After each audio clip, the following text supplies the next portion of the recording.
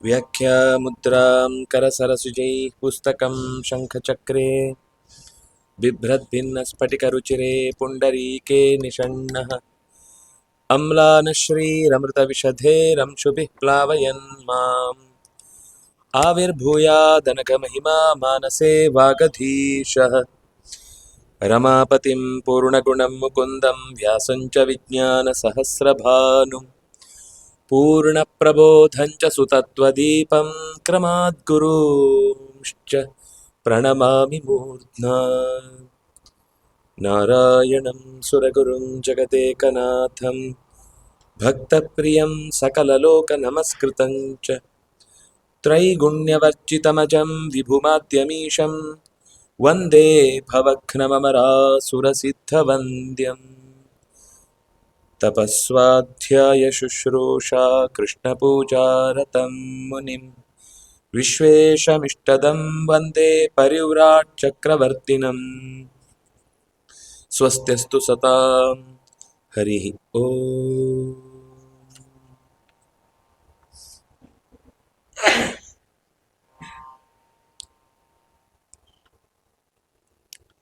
ಹರಿಗುರು ದೇವತೆಗಳ ಸ್ಮರಿಸಿ ನೆರೆದಿರುವ ಭಾರತದ ಭವಿಷ್ಯದ ಶಿಲ್ಪಿಗಳನ್ನು ಹೃತ್ಪೂರ್ವಕವಾಗಿ ಅಭಿನಂದಿಸಿ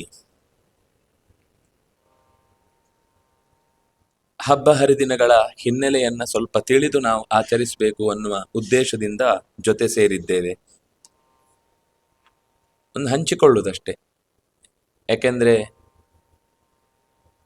ವಾದ ಅಂತನ್ನುವುದು ಪರಸ್ಪರ ಚರ್ಚೆ ಇದ್ದಾಗ ಮಾತ್ರ.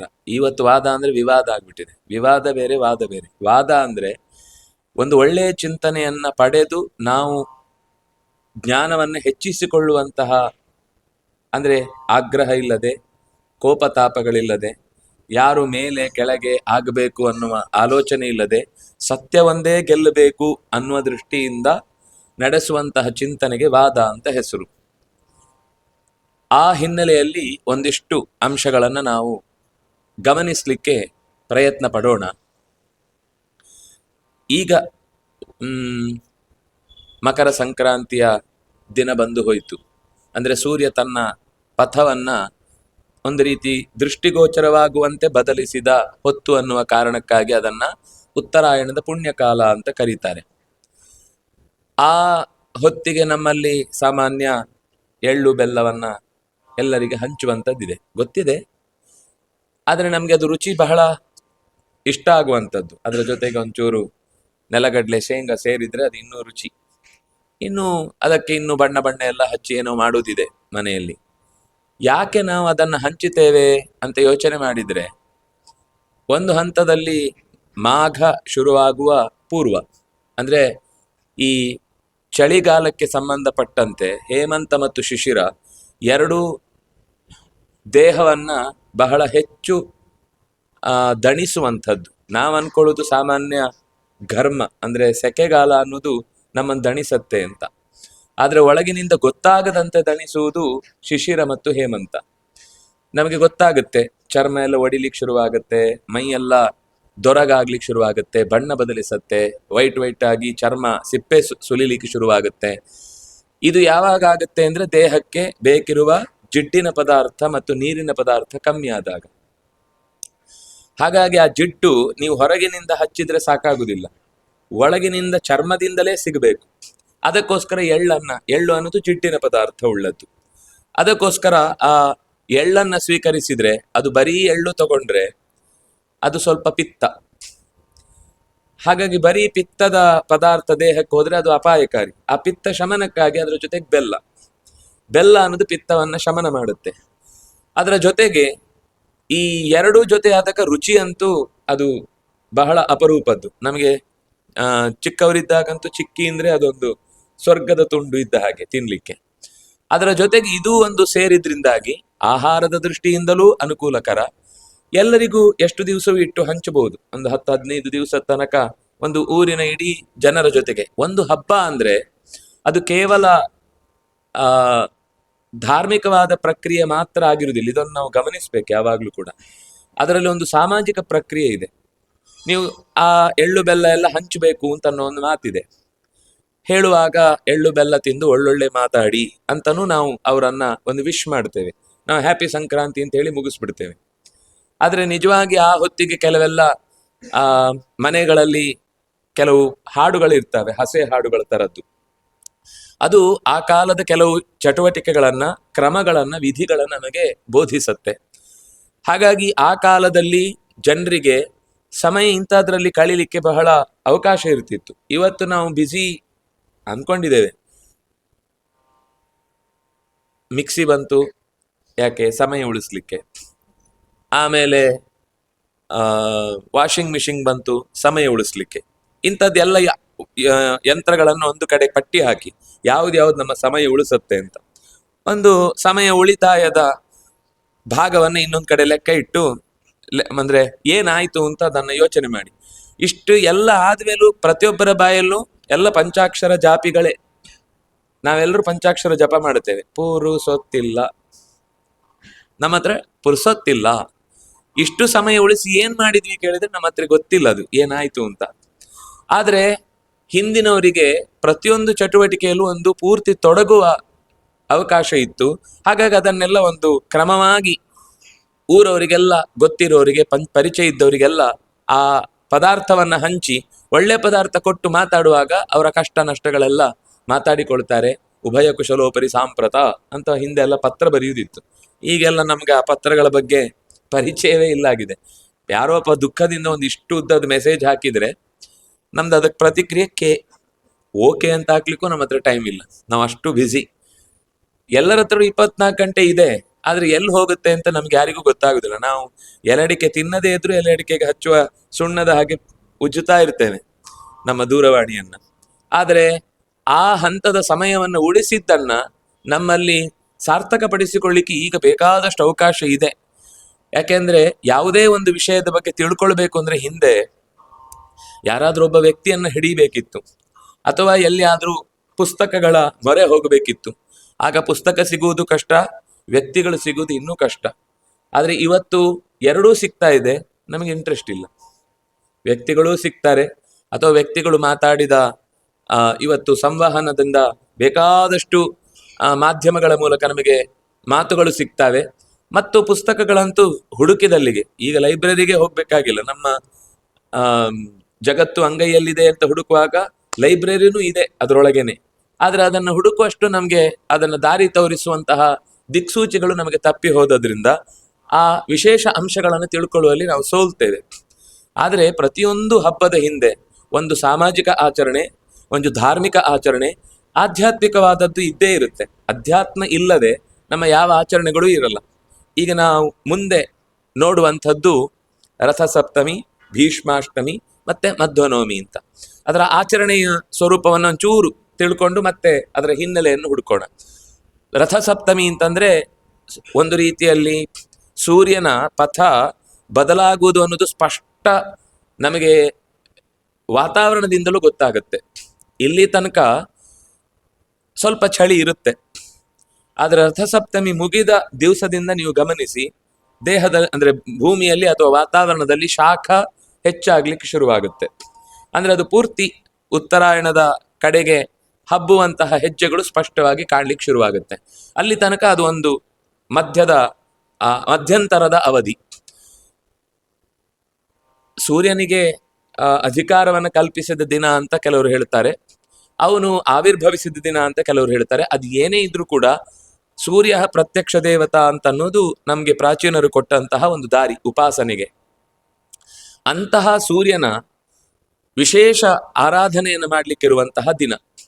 ಸೂರ್ಯ ನಮಗೆ ಎಲ್ರಿಗೂ ಕಾಣುವಂತಹ ಸೊತ್ತು. ಇಂಥ ಜಾಗದವರಿಗೆ ಕಾಣಲ್ಲ. ಈ ಗ್ರಹಣ ಆದರೆ ಕೆಲವು ಭಾಗದವರಿಗಿದೆ, ಕೆಲವು ಭಾಗದವರಿಗೆ ಇಲ್ಲ ಅಂತ ಇರುತ್ತೆ. ಆದರೆ ಈ ಸೂರ್ಯನ ಸಪ್ತಮಿಯ ಈ ದಿನ ಅಂದರೆ ಒಂದೊಂದು ತಿಥಿಯನ್ನ ಒಂದೊಂದು ದೇವತೆಗಳಿಗೆ ಬಾಲ್ಯದಲ್ಲೆಲ್ಲ ಮನೆಯಲ್ಲಿ ಅಜ್ಜಿಯರು ಅಥವಾ ಹಿರಿಯರು ಏನಾದರೂ ಹೇಳಿಕೊಡುವಾಗ ನಮ್ಗೆ ಒಂದೊಂದು ತಿಥಿಗೆ ಒಂದೊಂದು ದೇವತೆಯ ಶಬ್ದದ ಜೊತೆಗೆ ಹಾಕಿ ಕೊಡ್ತಿದ್ರು. ಬಲಿಪಾಡ್ಯ, ಯಮದ್ವಿತೀಯ, ಗೌರಿ ತೃತೀಯ, ಗಣೇಶ ಚತುರ್ಥಿ, ನಾಗರ ಪಂಚಮಿ, ಸುಬ್ರಹ್ಮಣ್ಯ ಷಷ್ಠಿ ಅಂತ ಹೀಗೆ. ಹಾಗೆ ಸಪ್ತಮಿಗೆ ಬರುವಾಗ ರಥ ಸಪ್ತಮಿ, ಅದು ಸೂರ್ಯನಿಗೆ ಸಂಬಂಧಿಸಿದ್ದು ಅಂತ ಬಹಳ ಪ್ರಸಿದ್ಧ. ಆ ಸಪ್ತಮಿಯ ದಿನ ಸೂರ್ಯನ ಬೆಳಕಿನ ಕಿರಣಗಳ ವಿಶೇಷವಾದ ಪ್ರವೇಶ ಅಂತ ಅನ್ನೋದಕ್ಕೆ ಅವರದ್ದೇ ಆದ ಪ್ರಾಚೀನರ ಗಣಿತದ ಒಂದು ಲೆಕ್ಕಾಚಾರ ಇದೆ. ನಮಗೆ ಆ ಲೆಕ್ಕಾಚಾರದ ಅಂದರೆ ತಿಥಿ ಅನ್ನೋದು ಸೂರ್ಯ ಮತ್ತು ಚಂದ್ರರ ನಡುವಿನ ಅಂತರ. ಆ ಅಂತರ ಸಪ್ತಮಿಯ ದಿವಸಕ್ಕಾಗುವಾಗ ಎಷ್ಟು ಡಿಗ್ರಿ ಇದೆ ಅನ್ನೋದನ್ನ ಲೆಕ್ಕಾಚಾರ ಹೇಳುತ್ತೆ. ಆ ಡಿಗ್ರಿಯ ಹೊತ್ತಿಗೆ ಸೂರ್ಯನ ವಿಶೇಷ, ಅದರಲ್ಲೂ ಸೂರ್ಯೋದಯ ಆಗುವ ಅರುಣೋದಯ ಅಂತ ಕರಿತೇವೆ ನಾವು. ಅರುಣೋದಯ ಅಂದರೆ ಸೂರ್ಯೋದಯಕ್ಕಿಂತ ಸ್ವಲ್ಪ ಹಿಂದೆ, ಸುಮಾರು 2 ಗಳಿಗೆ ಅಂದರೆ 48 ನಿಮಿಷ ಹಿಂದೆ ಅಂತ. ಈಗ 6 ಗಂಟೆಗೆ ಸಾಮಾನ್ಯವಾಗಿ ಸೂರ್ಯೋದಯ ಅಂತ ಆದರೆ ಅದಕ್ಕಿಂತ ಹಿಂದೆ ಸುಮಾರು 96 ಗಳಿಗೆ, 4 ಗಳಿಗೆ, ನಾನು 2 ಗಳಿಗೆ ಹೇಳಿದೆ, 4 ಗಳಿಗೆ ಅಂದರೆ 96 ನಿಮಿಷ. 96 ನಿಮಿಷ ಪೂರ್ವದಲ್ಲಿ ಅರುಣೋದಯ ಅಂತ ಹೇಳುವಂಥದ್ದು. ಆ ಹೊತ್ತಿಗೆ ಒಂದು ವಿಶೇಷವಾದ ಕಾಲವನ್ನ ಸ್ಮೃತಿಗಳು ಹೇಳ್ತಾವೆ, ವೇದವ್ಯಾಸರು ಕೂಡ ಹೇಳ್ತಾರೆ. ನಮಗೆ ಗ್ರಹಣದ ಕಾಲದ ಮಹತ್ವ ಗೊತ್ತಿದ್ರೆ ಈ ಕಾಲದ ಮಹತ್ವ ಗೊತ್ತಾಗುತ್ತೆ. ಅವ್ರೇನು ಹೇಳ್ತಾರೆ ಅಂದರೆ, ಗ್ರಹಣ ಅನ್ನುವುದು ಮನುಷ್ಯನಿಗೆ ಜೀವನದಲ್ಲಿ ಸಿಗುವ ಅತ್ಯಂತ ದೊಡ್ಡ ಅವಕಾಶ ಅಂತ ಸಾಧನೆ ಮಾಡಲಿಕ್ಕೆ, ಒಂದು ಮಾನಸಿಕ ಸ್ಥಿಮಿತವನ್ನ ಸಂಪಾದಿಸಲಿಕ್ಕೆ, ಆತ್ಮಿಕ ಸ್ಥೈರ್ಯವನ್ನ ಪಡಿಲಿಕ್ಕೆ, ಅದರ ಜೊತೆಗೆ ಇನ್ನು ಪುಣ್ಯ ಸಂಪಾದನೆಗೆ. ಅದು ಎಲ್ಲ ಕಾರ್ಯಗಳಲ್ಲೂ ಇರುವಂಥದ್ದೇ. ನಮಗೆ ಪುಣ್ಯ ಸಂಪಾದನೆ ಅನ್ನೋದು ಈಗಕ್ಕೆ ಕಾಣಲಿಕ್ಕೆ ಯಾವ ಅಕೌಂಟಲ್ಲಿ ಎಷ್ಟು ಬಿದ್ದಿದೆ ಅಂತ ಗೊತ್ತಿಲ್ಲ ಅಂತಾದ್ರೂ ಕೂಡ ಅದರ ಮಹತ್ವವನ್ನ ಋಷಿಗಳ ಒಂದು ಚರ್ಯೆಯಲ್ಲಿ ಹೇಳ್ತಾರೆ, ಅವರ ನಡವಳಿಕೆಯಲ್ಲಿ ಹೇಳ್ತಾರೆ. ಈಗ ಅಸ್ಸಾಮಿನಲ್ಲಿ ಒಂದು ಗ್ರಹಣ ಇದೆ ಅಂತ ಇಟ್ಕೊಳ್ಳಿ, ಇಲ್ಲೂ ಇದೆ, ಇಲ್ಲಿ ಸುಮಾರು ಒಂದು 20 ನಿಮಿಷ ಸಿಗುತ್ತೆ ಅಂತ ಇಟ್ಕೊಳ್ಳಿ, ಅಲ್ಲಿ ಅವರಿಗೆ ಒಂದು 2 ಗಂಟೆ ಸಿಗುತ್ತೆ ಅಂತ ಇಟ್ಕೊಳ್ಳಿ. ಕೆಲವು ಪ್ರದೇಶ ವ್ಯತ್ಯಾಸದಿಂದ ಗ್ರಹಣದ ಈ ಹಿಡಿಯುವುದು ಮತ್ತು ಬಿಡುವುದು ಅನ್ನೋದರ ಕಾಲ ವ್ಯತ್ಯಾಸ ಆಗ್ತಾ ಹೋಗುತ್ತೆ. ಋಷಿಗಳು ಏನ್ ಮಾಡ್ತಿದ್ರು ಅಂದ್ರೆ, ಇಲ್ಲಿ 20-15 ನಿಮಿಷ ಇದ್ರೆ 2 ಗಂಟೆ 2.5 ಗಂಟೆ ಜಾಸ್ತಿ ಎಲ್ಲಿ ಸಿಗುತ್ತೋ ಅಲ್ಲಿಗೆ 2 ತಿಂಗಳು ಮುಂಚೆ ಹೋಗಿ ಕೂತಿರ್ತಿದ್ರಂತೆ. ನಡ್ಕೊಂಡೇ ಹೋಗಿ 1 ತಿಂಗಳು ಆ ವೆದರಿಗೆ ದೇಹ ಅಡ್ಜಸ್ಟ್ ಆಗ್ಬೇಕಲ್ಲ. ಅಲ್ಲಿ ಚಳಿಯಾಗಿ ಜಪದ ಹೊತ್ತಿಗೆ ನೀರಲ್ಲಿ ಬಿದ್ದವನು ಹೇಳುವಾಗ ಮೈ ನಡುಗಿ ಜಪ ಮಾಡ್ಲಿಕ್ಕಾಗದೆ ನಿದ್ದೆ ಬಂದೋ ಅಥವಾ ಚಳಿ ಜ್ವರದಿಂದ ಆಸ್ಪತ್ರೆಗೆ ಹೋಗಿ ಸೇರುವುದಾಗಬಾರ್ದಲ್ಲ. ಆ ವೆದರಿಗೆ ದೇಹವನ್ನು ಸೆಟ್ ಮಾಡ್ಲಿಕ್ಕೋಸ್ಕರ 1 ತಿಂಗಳು ಮುಂಚೆ ಅಲ್ಲಿ ಇರ್ತಿದ್ರಂತೆ. ಯೋಚನೆ ಮಾಡಿ, 20 ನಿಮಿಷ ಇಲ್ಲಿ ಸಿಗುವುದನ್ನ ಬಿಟ್ಟು 2.5 ಗಂಟೆ ಮಾತ್ರ, ಒಂದೇನು 2 ಗಂಟೆ 10 ನಿಮಿಷ ಜಾಸ್ತಿ. ಆ 2 ಗಂಟೆ 10 ನಿಮಿಷ ಜಾಸ್ತಿ ಸಿಗುತ್ತೆ ಅನ್ನೋದಕ್ಕೋಸ್ಕರ 2 ತಿಂಗಳು ಮುಂಚಿತವಾಗಿ ಅಲ್ಲಿಗೆ ಹೋಗ್ತಾರೆ ಅಂದ್ರೆ ಆ 2.5 ಗಂಟೆಗೆ ಅದು ಎಷ್ಟು ಪ್ರೆಷಿಯಸ್ ಅಂತ ಯೋಚನೆ ಮಾಡಿ. ಇಡೀ ಅಂದ್ರೆ ಇದು ಸ್ವಲ್ಪ ಅಧ್ಯಾತ್ಮದಲ್ಲಿ ಪ್ರವೇಶ ಇದ್ದವನಿಗಾದ್ರೆ ಬಹಳ ಬೇಗ ಮಂತ್ರ ಸಿದ್ಧಿ ಆಗುತ್ತೆ ಅಂತ ಅದಕ್ಕೆ ಆ ಕಾಲಕ್ಕೆ ಹೇಳುವ ಒಂದು ವಿಶೇಷ ಫಲ. ತುಂಬಾ ಫಲಗಳನ್ನು ಹೇಳಿದ್ದಾರೆ ಆ ಕಾಲದಲ್ಲಿ. ಕೆಲವರು ಏನ್ ಹೇಳ್ತಾರೆ ಅಂದ್ರೆ, ವಿಷ ಆಹಾರವನ್ನ ಸ್ವೀಕಾರ ಮಾಡಿದ್ರೆ ವಿಷ ಆಗುತ್ತೆ ಅಂತ. ಶಾಸ್ತ್ರದಲ್ಲಿ ಆಹಾರ ಸೇರಿದ್ರೆ ವಿಷ ಆಗುತ್ತೆ ಅಂತ ಹೇಳಿದ್ದಲ್ಲ. ನಮಗೆ ಈ ಜಪಿಸುವುದು ಅಥವಾ ಧ್ಯಾನ ಮಾಡುವುದು ಅನ್ನುವ ಕಾಲದಲ್ಲಿ ಹೊಟ್ಟೆ ತುಂಬಿದ್ರೆ ನಿದ್ದೆ ಬರುತ್ತೆ. ಅದಕ್ಕೋಸ್ಕರ ನಾವು ಅಂದ್ರೆ ಈಗ ಗ್ರಹಣದ ಕಾಲ, ಚಂದ್ರಗ್ರಹಣ ಆದ್ರೆ ಸುಮಾರು 9 ಗಂಟೆಗಿಂತ ಪೂರ್ವದಲ್ಲೇ ಊಟ ಮಾಡಿ ಮುಗಿಸ್ಬೇಕು. ಸೂರ್ಯಗ್ರಹಣ ಆದ್ರೆ 12 ಗಂಟೆಗಿಂತ ಮುಂಚೆನೆ ಊಟ ಮಾಡಿ ಮುಗಿಸ್ಬೇಕು. ಆಮೇಲೆ ತಿನ್ಬಾರ್ದು ಅಂತ, ಆಮೇಲೆ ಕುಡಿಯುವುದು ತಿನ್ನುವುದಿಲ್ಲ. ಇದು ಯಾರಿಗೆ? ಸಮರ್ಥರಿಗೆ, ಮಕ್ಕಳಿಗೆ, ಗರ್ಭಿಣಿಯರಿಗೆ, ರೋಗಿಗಳಿಗೆ, ವೃದ್ಧರಿಗೆ, ಇವರಿಗೆಲ್ಲ ಅವರಿಗೂ ಗೊತ್ತಿದೆ. ಜೀವ ತೆಗೆಯುವ ಹಾಗೆ ಯಾವುದೇ ನಿಯಮ ಮಾಡುವುದಲ್ಲ ಅವರು. ನಿಮಗೆ ಸಾಧನೆಗೆ ಅವಕಾಶ ಆಗಲಿ ಅಂತ ಅದಕ್ಕಿಂತ ಪೂರ್ವದಲ್ಲಿ ಆಹಾರ ಸ್ವೀಕಾರ ಮಾಡಬೇಕು ಅಂತ. ಕೆಲವರಿಗೆ ನಾವು ಯಾವಾಗ್ಲೂ ಆಪತ್ತಿನಲ್ಲೇ ಇರ್ತೇವೆ ಅಂತ ಆಪದ್ಧರ್ಮವನ್ನು ಪಾಲನೆ ಮಾಡೋರಿಗೆ ಆಪತ್ತನ್ನು ನಾವೇ ಆಹ್ವಾನ ಮಾಡ್ಕೊಂಡು ನಮ್ಮಲ್ಲೇ ಇರ್ಲಿ ರೋಗಗಳು ಅಂತ ಕೇಳ್ಕೊಂಡ ಹಾಗೆ. ಆದ್ರೆ ನಿಜವಾಗಿ ಆ ರೀತಿ ನಿಷ್ಠೆಯಿಂದ ಆ ಹೊತ್ತನ್ನ ನಾವು ಪಾಲಿಸಿದೆವು ಅಂತಂದ್ರೆ ಹೊಟ್ಟೆ ಆಗ ಖಾಲಿ ಇರುತ್ತೆ. ಆ ಖಾಲಿ ಇದ್ದ ಸಮಯಕ್ಕೆ ನಾವು ಜಪಿಸ್ಲಿಕ್ಕೆ ಕೂತ್ರೆ ಮಧ್ಯದಲ್ಲಿ ಪ್ರಾಕೃತಿಕ ಕರೆ ಅಂದ್ರೆ ಮಲಮೂತ್ರ ವಿಸರ್ಜನೆಗೆ ಹೋಗುವುದಾಗ್ಲಿ ಅಥವಾ ಹೊಟ್ಟೆ ಏನೋ ತಿಂದದ್ರಿಂದ ಅಪ್ಸೆಟ್ ಆಗಿ ಗುಡುಗುಡು ಅಂತಾಗಿ ಜಪಕ್ಕೆ ತೊಂದರೆ ಆಗಲಿ ಅಥವಾ ತಿಂದ ಪದಾರ್ಥ ಮಾನಸಿಕವಾಗಿ ನಮಗೆ ಏಕಾಗ್ರತೆಯನ್ನು ಕಳಚಿ ಅದು ಸ್ಟಿಮ್ಯುಲೇಟ್ ಮಾಡುತ್ತೆ ಕೆಲವು ಆಹಾರಗಳು, ಅದು ಆಗದಂತೆ ಮನಸ್ಸಿಗೆ ಸ್ಥಿರತೆಯನ್ನು ತರುವುದಕ್ಕೆ ಆ ಹೊತ್ತಿನ 9 ಗಂಟೆ ಉಪವಾಸ ತುಂಬಾ ಉಪಕಾರ ಆಗುತ್ತೆ. ಬುದ್ಧಿಜೀವಿಗಳು ಅಂತ ಅನ್ನಿಸಿಕೊಂಡವರೆಲ್ಲ ಈ ಸಭಾಭವನ ಅಥವಾ ರಾಜಭವನದ ಮೆಟ್ಲಲ್ಲಿ ಕೂತ್ಕೊಂಡು ಅಲ್ಲೇ ತಿಂತೇವೆ ಅಂತ ತಿಂತಿರ್ತಾರೆ. ಅಂದ್ರೆ ಅದು ಕಲ್ಸಕ್ಕರೆ ಇದ್ದ ಹಾಗೆ. ಕಲ್ಸಕ್ಕರೆಯಲ್ಲಿ ಕಲ್ಲಿರುತ್ತಾ? ಇಲ್ಲ. ಹಾಗೆ ಬುದ್ಧಿಜೀವಿಗಳಲ್ಲಿ ಇರಲ್ಲ. ಆದ್ರಿಂದಾಗಿ ಅದ್ರ ಬಗ್ಗೆ ನಾವು ತಲೆಗೆಡಿಸಿಕೊಂಡು ಕೆಲವೊಮ್ಮೆ ವಾದ ಬಹಳ ಚೆನ್ನಾಗಿರುತ್ತೆ, ಕೇಳಲಿಕ್ಕೂ ಹೌದು ಹೌದು ಅಂತ ಅನ್ಸುತ್ತೆ, ನಾವು ತುಂಬಾ ಜೋರಾಗಿ ತಲೆ ಅಲ್ಲಾಡಿಸ್ತೇವೆ ಅದು ಕೇಳುವಾಗ. ಆದ್ರೆ ಸ್ವಲ್ಪ ಯೋಚನೆ ಮಾಡಿದ್ರೆ ತಿಂದ್ರೆ ಸಾಯ್ತಾರೆ ಅಂತ ಯಾವ ಶಾಸ್ತ್ರವೂ ಹೇಳಲಿಲ್ಲ. ತಿನ್ನಬೇಡಿ ಅಂತ ಹೇಳಿದ್ದು ಯಾಕೆ ಅಂತಂದ್ರೆ ಆ ಹೊತ್ತಿಗೆ ನಮ್ಮನ್ನ ನಾವು ಬಹಳ ಹೆಚ್ಚು ಆ ಕಾಲದಲ್ಲಿ ತೊಡಗಿಸ್ಲಿಕ್ಕೆ, ಮನಸ್ಸಿನ ಏಕಾಗ್ರತೆಯನ್ನು ಸಂಪಾದಿಸ್ಲಿಕ್ಕೆ ಅದು ಬೇಕು ಅಂತ. ಸರಿ, ಒಟ್ಟು ಈ ಗ್ರಹಣದ ಮಹತ್ವ ಏನು ಅಂತ ಯಾಕೆ ಹೇಳಿದೆ ಅಂದ್ರೆ ಈ ರಥಸಪ್ತಮಿಯ ದಿವಸದ ಸುಮಾರು 4:15 6:30 7 ಗಂಟೆ ತನಕದ ಸಮಯ ಅದು ಗ್ರಹಣ ಸಮಯದಷ್ಟೇ ಪ್ರೆಷಿಯಸ್ಸು ಅಂತ ಒಂದು ಮಾತು. ಗ್ರಹಣದ ಕಾಲಕ್ಕೆ ಎಷ್ಟು ಮಹತ್ವ ಇದೆಯೋ ಅಷ್ಟು ಮಹತ್ವ ಈ ಕಾಲಕ್ಕಿದೆ ಅಂತ.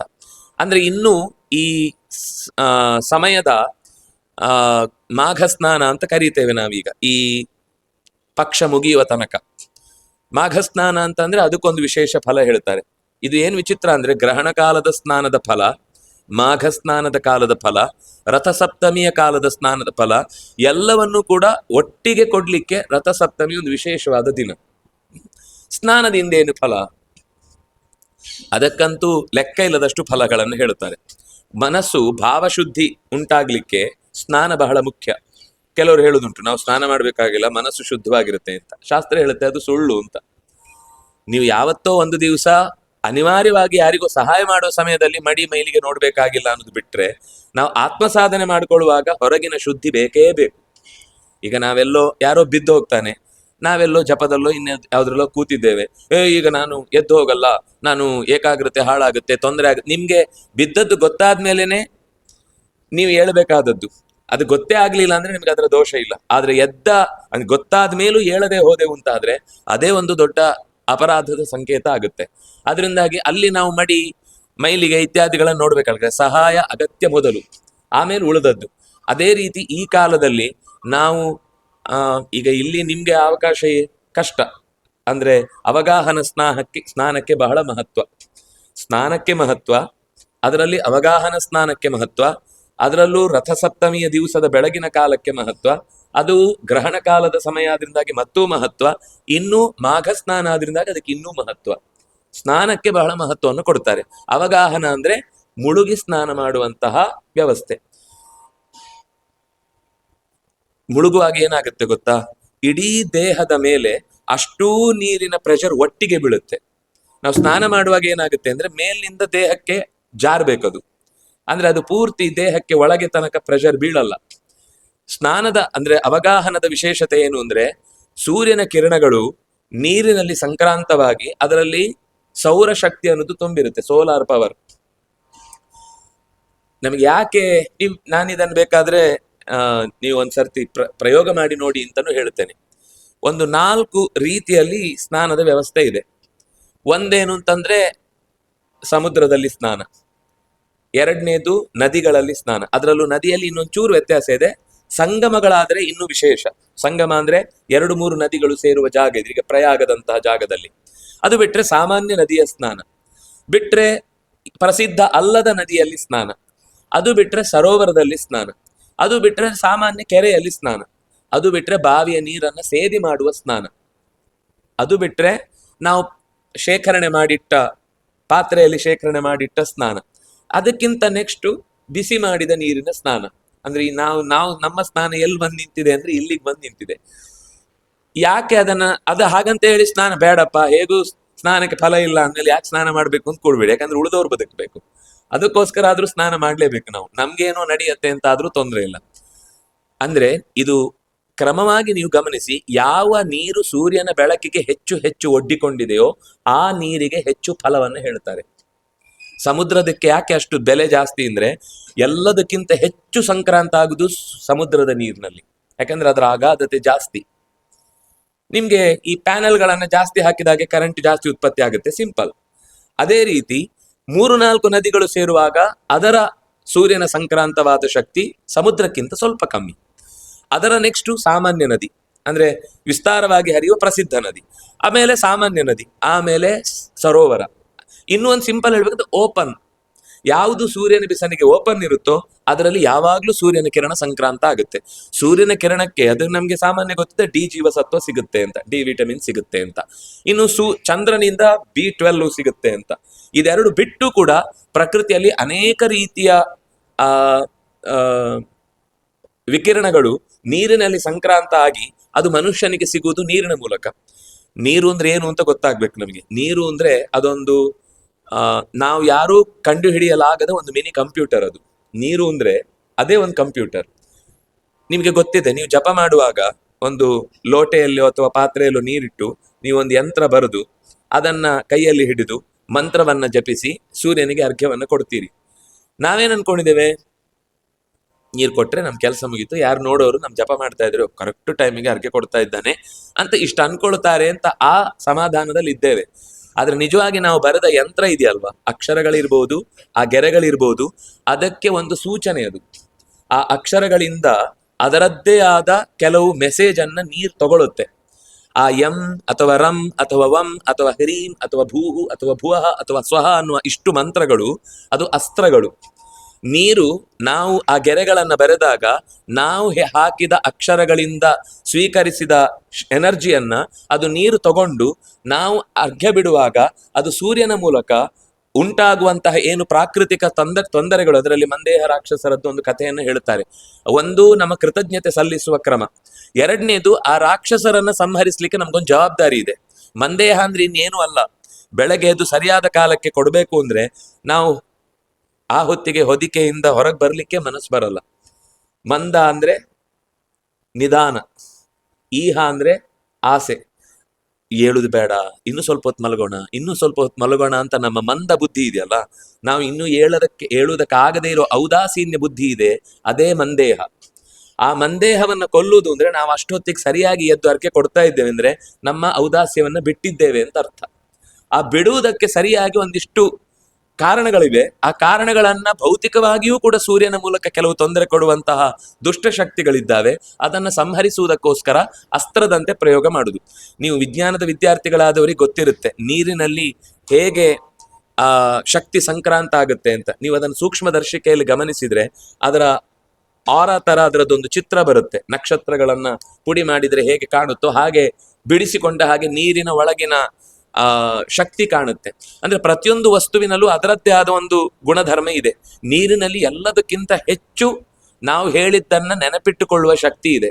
ಅದರಿಂದಾಗಿ ಶಾಪ ಕೊಡುವವರು ಮಂತ್ರವನ್ನ ಹೇಳಿ ನೀರಿನಲ್ಲಿ ಜಪಿಸಿ ಅದನ್ನ ಎಸೆಯುವುದು ಅಂದ್ರೆ ತಮ್ಮ ಮಂತ್ರದ ಶಕ್ತಿ ಅವನಲ್ಲಿ ಪರಿಣಾಮ ಬೀರ್ಲಿಕ್ಕೋಸ್ಕರ ಇಲ್ಲಿ ಜಪ ಮಾಡಿ, ಇಲ್ಲಿ ಆ ಹಾರ್ಡ್ ಡಿಸ್ಕ್ನಲ್ಲಿ ನಾವು ನಮ್ಮ ಪದಾರ್ಥಗಳನ್ನ ತುಂಬಿಸಿದ ಹಾಗೆ ನೀರಿನಲ್ಲಿ ತುಂಬಿಸಿ ಅವನ ಮೇಲೆ ಪ್ರಯೋಗ ಮಾಡುದು. ನೀರೇನು ಅಂದ್ರೆ ತಗೊಳುತ್ತೆ, ಹಾಗೆ ಹೊರಗಾಕುತ್ತೆ. ಹಾರ್ಡ್ ಡಿಸ್ಕ್ ನಲ್ಲಿ ಹಾಕ್ಲಿಕ್ಕೆ ಮತ್ತೊಂದು ವೈರ್ ಬೇಕು, ತೆಗಿಲಿಕ್ಕೆ ಮತ್ತೊಂದು ವೈರ್ ಬೇಕು, ನೀವು ಇನ್ನೊಂದು ಸಾಧನ ಬೇಕು, ಈ ಮಧ್ಯದಲ್ಲಿ ಇನ್ನಷ್ಟು ಯಂತ್ರಗಳು ಬೇಕು. ನೀರಿನಲ್ಲಿ ಇದಿಲ್ಲದೆ ಕೆಲಸ ಆಗುತ್ತೆ. ಮನಸ್ಸು ಒಂದೇ ಸಾಕದಕ್ಕೆ. ಅಂದ್ರೆ ಇಷ್ಟು ಹಿನ್ನೆಲೆಯಲ್ಲಿ ಆ ಬೆಳಗ್ಗಿನ ಸ್ನಾನ ಅಂತನ್ನೋದು ನಮ್ಮ ದೇಹದಲ್ಲಿ ಅನೇಕ ರೀತಿಯ ಮೆಟಬಾಲಿಸಮ್ಗಳು ಬೇರೆ ಬೇರೆ ರೀತಿಯಿಂದ ನಡೀತಾ ಇರ್ತವೆ. ಯಾಂತ್ರಿಕ ಪ್ರಕ್ರಿಯೆಗಳು ನಡೀತಾ ಇರುತ್ತೆ. ಮೆಕ್ಯಾನಿಸಮ್ ಅನ್ನೋದು ಕೂಡ ನಮಗೆ ಗೊತ್ತಿದೆ, ಹೇಗೆ ಕೆಲಸ ಮಾಡುತ್ತೆ ದೇಹದಲ್ಲಿ. ಕಣ್ಣು ಹೇಗೆ ಕೆಲಸ ಮಾಡುತ್ತೆ, ಕಿಡ್ನಿ ಹೇಗೆ ಕೆಲಸ ಮಾಡುತ್ತೆ, ಹೃದಯ ಹೇಗೆ ಕೆಲಸ ಮಾಡುತ್ತೆ. ಈ ಎಲ್ಲ ಕೆಲಸ ಮಾಡುವಂತಹ ಇಂದ್ರಿಯಗಳಿಗೆ ಒಂದು ಉತ್ತೇಜನ ಕೊಡುವ ಶಕ್ತಿ ನೀರಿನಲ್ಲಿದೆ.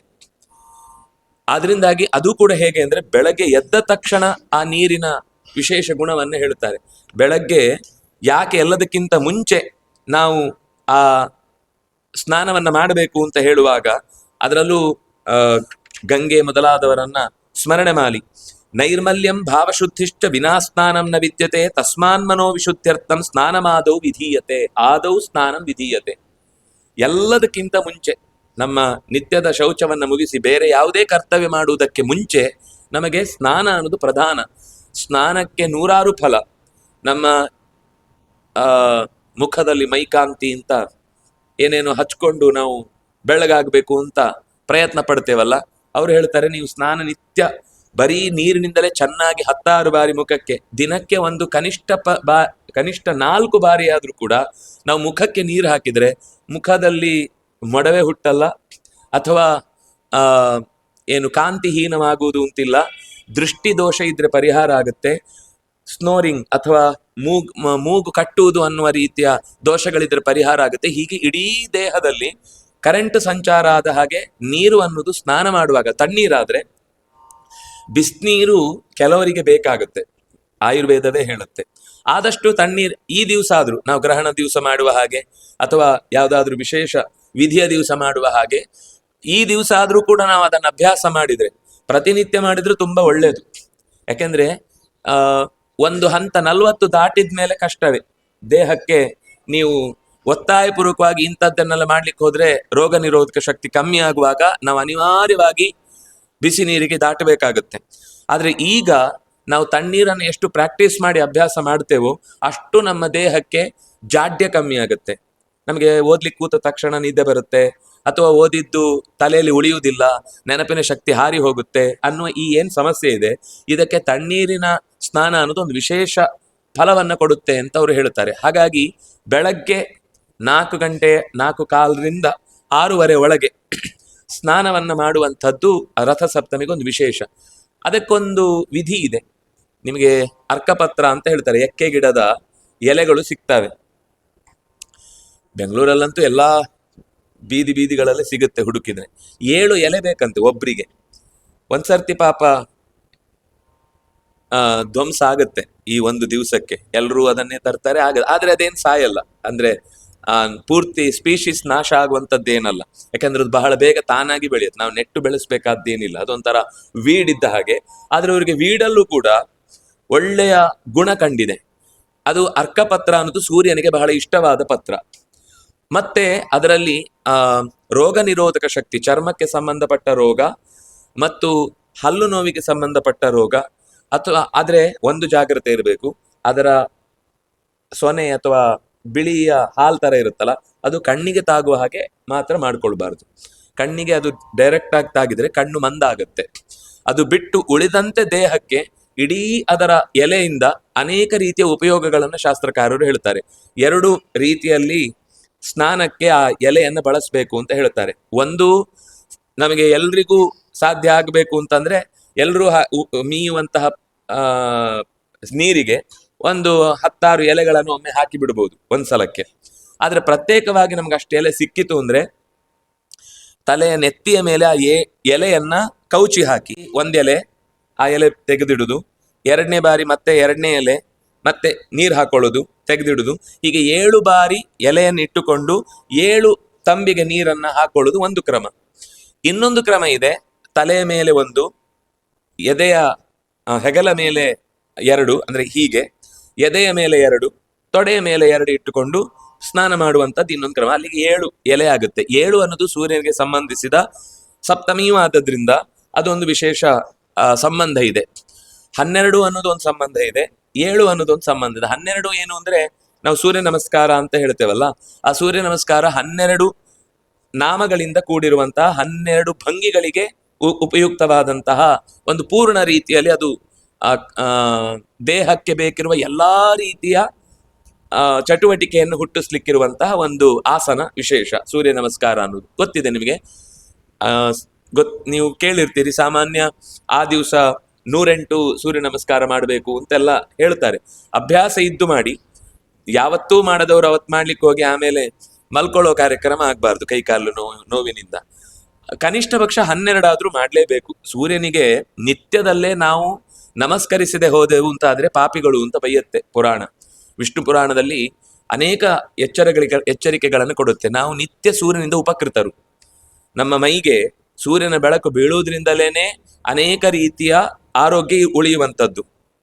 ನಮ್ಮ ಮೇಲೆ ಮಾತ್ರ ಅಲ್ಲ, ಪ್ರಕೃತಿಯ ಎಲ್ಲ ವಸ್ತುಗಳು ಕೂಡ ಜೀವಂತ ಇದ್ದು ನಮಗೆ ಪ್ರತಿಯೊಂದು ಆಹಾರ ಪದಾರ್ಥದಲ್ಲೂ ಸೌರಶಕ್ತಿ ಸಿಗಬೇಕು ಅಂದ್ರೆ ಅದು ಸೂರ್ಯನ ಕಿರಣಗಳ ಮೂಲಕನೇ ಸಿಗುದು. ಮುಖ್ಯವಾಗಿ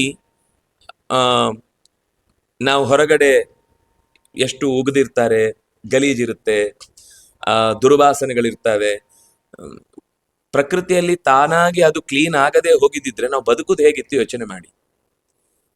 ಯಾವುದೇ ಪದಾರ್ಥ ರಸ್ತೆಯಲ್ಲಿ ಬಿದ್ದದ್ದು 2 ದಿವಸಕ್ಕೆ ಒಣಗಿ ಅದು ಧೂಳಾಗಿ ಮಣ್ಣಾಗಿ ಹೊರಟೋಗ್ಬಿಡುತ್ತೆ. ಅದಕ್ಕೆ ಯಾರು ಕಾರಣ ಅಂದ್ರೆ ಸೂರ್ಯ. ನಾವು ಕ್ಲೀನ್ ಮಾಡದೇ ಇದ್ರೂ ಪ್ರಕೃತಿಯನ್ನ ಕ್ಲೀನ್ ಮಾಡುವ ಕೆಲಸವನ್ನ ಸೂರ್ಯ ಹೊತ್ತಿದ್ದಾನೆ. ವಾತಾತಪಾಭ್ಯಾಂ ಶುದ್ಧತೀತಿ ಶಾತಾತಪೋ ಬ್ರವೀತ್ ಅಂತ ಒಂದು ಆರಣ್ಯಕ, ಶಾತಾತಪನ ಆರಣ್ಯಕದ ಮಾತಿನಲ್ಲಿ ಈ ಮಾತನ್ನ ಹೇಳಿದ್ದೇನು ಅಂತಂದ್ರೆ, ಪ್ರಕೃತಿಯನ್ನು ಶುದ್ಧ ಮಾಡ್ಲಿಕ್ಕೆ ಗಾಳಿ ಮತ್ತು ಸೂರ್ಯನ ಬೆಳಕು ನಿರಂತರ ತನ್ನ ಕೆಲಸವನ್ನು ಮಾಡ್ತಾನೆ ಇರುತ್ತಂತೆ. ಅಂದ್ರೆ ವಿಘಟನೆ ಮಾಡಿ ಅದನ್ನು ಒಣಗಿಸುವುದರಿಂದ ಏನಾಗುತ್ತೆ ಅಂದ್ರೆ ಅದರಲ್ಲಿ ಕೊಳತ್ರೆ ಅದು ರೋಗಜನಕ ಆಗುತ್ತೆ. ಸೂರ್ಯ ಏನ್ ಮಾಡುತ್ತೆ ಅಂದ್ರೆ ಒಣಗಿಸಿ ಬಿಡುತ್ತೆ. ಫಸ್ಟ್ ಒಣಗಿಸಿ ಬಿಟ್ರೆ ಕೊಳೆಯಾಗಿ ಅದು ರೋಗ ಹುಟ್ಟುವುದರಿಂದ ತಪ್ಪಿಸುತ್ತೆ. ಗಾಳಿ ಅದನ್ನು ಇನ್ನೂ ಪುಡಿಯಾದಾಗ ಗಾಳಿಯಲ್ಲಿ ಹಾರಿಸಿಕೊಂಡು ಹೋಗಿ ಇನ್ನೊಂದು ದಿಕ್ಕಿಗೆ ಅದು ಸಮಷ್ಟಿ ಇದ್ದಾಗ ಕೆಟ್ಟ ಕೆಲಸ ಮಾಡುತ್ತೆ. ಬಿಡಿ ಬಿಡಿಯಾಗಿ ಎಲ್ಲೆಲ್ಲೋ ಚದುರಿ ಹೋದಾಗ ಮಣ್ಣಿನ ಜೊತೆಗೆ ಸೇರಿ ಪ್ರಕೃತಿಗೆ ಹಾನಿಯಾಗದಂತೆ ಬದಲಾಗುತ್ತೆ. ಹೀಗೆ ಸೂರ್ಯ ನಮ್ಮ ಪ್ರಕೃತಿಯನ್ನು ಶುದ್ಧ ಮಾಡುವ ದೇವತೆ. ಹಾಗಾಗಿ ಅವನಿಗೆ ನಾವು ಕೃತಜ್ಞತೆ ಹೇಳಲೇಬೇಕು ನಿತ್ಯ. ನಮ್ಮ ಆರೋಗ್ಯಕ್ಕೆ ಕಾರಣ ನಾವು ಪ್ರಕೃತಿಯಲ್ಲಿ ತಿನ್ನುವಂತಹ ಪ್ರತಿಯೊಂದು ಧಾನ್ಯ ಅಥವಾ ಹಣ್ಣು ಹಂಪಲುಗಳು, ಹೂ, ಎಲೆ ಇತ್ಯಾದಿಗಳೇನಿದೆ, ಸೊಪ್ಪು ತರಕಾರಿಗಳೇನಿದೆ, ಇದೆಲ್ಲವೂ ಕೂಡ ಬೆಳಿಲಿಕ್ಕೆ ಕಾರಣ ಸೂರ್ಯನ ಬೆಳಕು. ಆಹಾರ ತಗೊಳ್ಳಿಕ್ಕೆ ಸೂರ್ಯ ಬೇಕು, ಆರೋಗ್ಯಕ್ಕೆ ಸೂರ್ಯ ಬೇಕು, ದೇಹದಲ್ಲಿ ಚಟುವಟಿಕೆ. ಕೆಲವೊಂದು ಸರ್ತಿ ಸೂರ್ಯೋದಯದ ಹೊತ್ತಿಗೆ ಸೂರ್ಯನ ಉದಯವೇ ಆಗದೆ ಹೋದಾಗ ಯಾಕೋ ಇವತ್ತು ಮೂಡಿಲ್ಲ ಅನ್ಸ್ಬಿಡುತ್ತೆ. ಎಲ್ಲ ಮೂಡಿಲ್ಲಾಯರಾಗ್ಬಿಡ್ತಾರೆ. ನಮಗೆ ಯಾಕೋ ಇವತ್ತು ಏನ್ ಕೆಲಸಕ್ಕೂ ಇಂಟ್ರೆಸ್ಟ್ ಇಲ್ಲ ಅಂತ. ಯಾಕೆ ಅಂದ್ರೆ ಚಟುವಟಿಕೆಗೆ ಮುಖ್ಯ ಕಾರಣ ಸೂರ್ಯನ ಬೆಳಕು. ನಮ್ಮ ದೇಹದಲ್ಲಿ ಚುರುಕುತನ ತರಲಿಕ್ಕೆ ಕಾರಣವಾದದ್ದು ಸೂರ್ಯನ ಬೆಳಕು.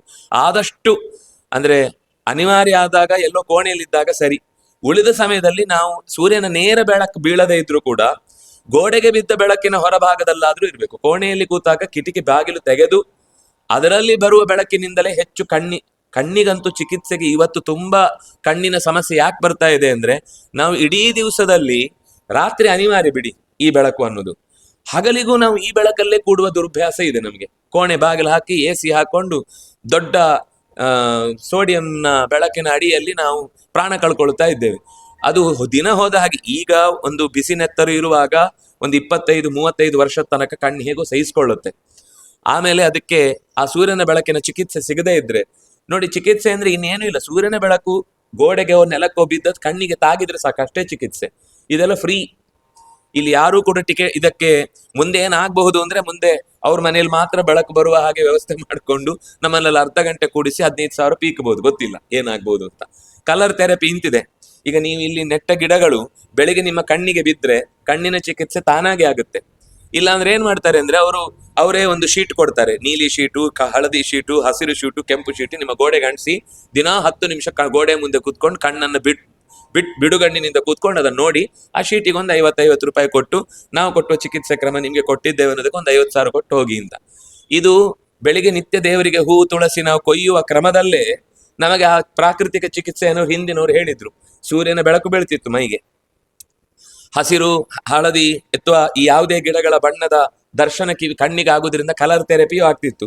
ನಡೆಯುವಾಗ ಬರೀ ಮಣ್ಣು ಕಲ್ಲುಗಳಿರುವ ಜಾಗದಲ್ಲಿ ನಡೆದಾಗ ಆಕ್ಯುಪ್ರೆಷರು ಆಗ್ತಿತ್ತು. ಈಗ ನಾವು ಸಿಮೆಂಟ್ ಹಾಕಿ ಎಲ್ಲ ಸಮ ಮಾಡಿ ನಾವು ಬಹಳ ನಾಗರಿಕರು. ಯಾಕೆಂದ್ರೆ ತರಗೆಲ್ಲ ಬಿದ್ದು ಎಲ್ಲ ಗಲೀಜಾಗಿ ಬಿಟ್ರೆ ಏನ್ ನೋಡುದು, ಯಾರು ನೋಡುದು, ಹುಲ್ಲೆಲ್ಲ ಬೆಳೆದ್ರೆ ಬಹಳ ಕಷ್ಟ ಅಂತ. ಆದ್ರೆ ಸಹಜವಾಗಿ ತೋಟಕ್ಕೆ ಹೋಗಿ ಬಂದ್ರೆ ನಮ್ಮ ದೇಹಕ್ಕೆ ತಾನಾಗಿ ಆಕ್ಯುಪ್ರೆಷರ್ ಆಗುತ್ತೆ. ದೇಹದ ಕಾಲು ಕೈಗಳಲ್ಲಿ ಎಲ್ಲ ಇಂದ್ರಿಯಗಳಿಗೆ ಸಂಬಂಧಪಟ್ಟ ಪಾಯಿಂಟ್ಸ್ ಇದೆ.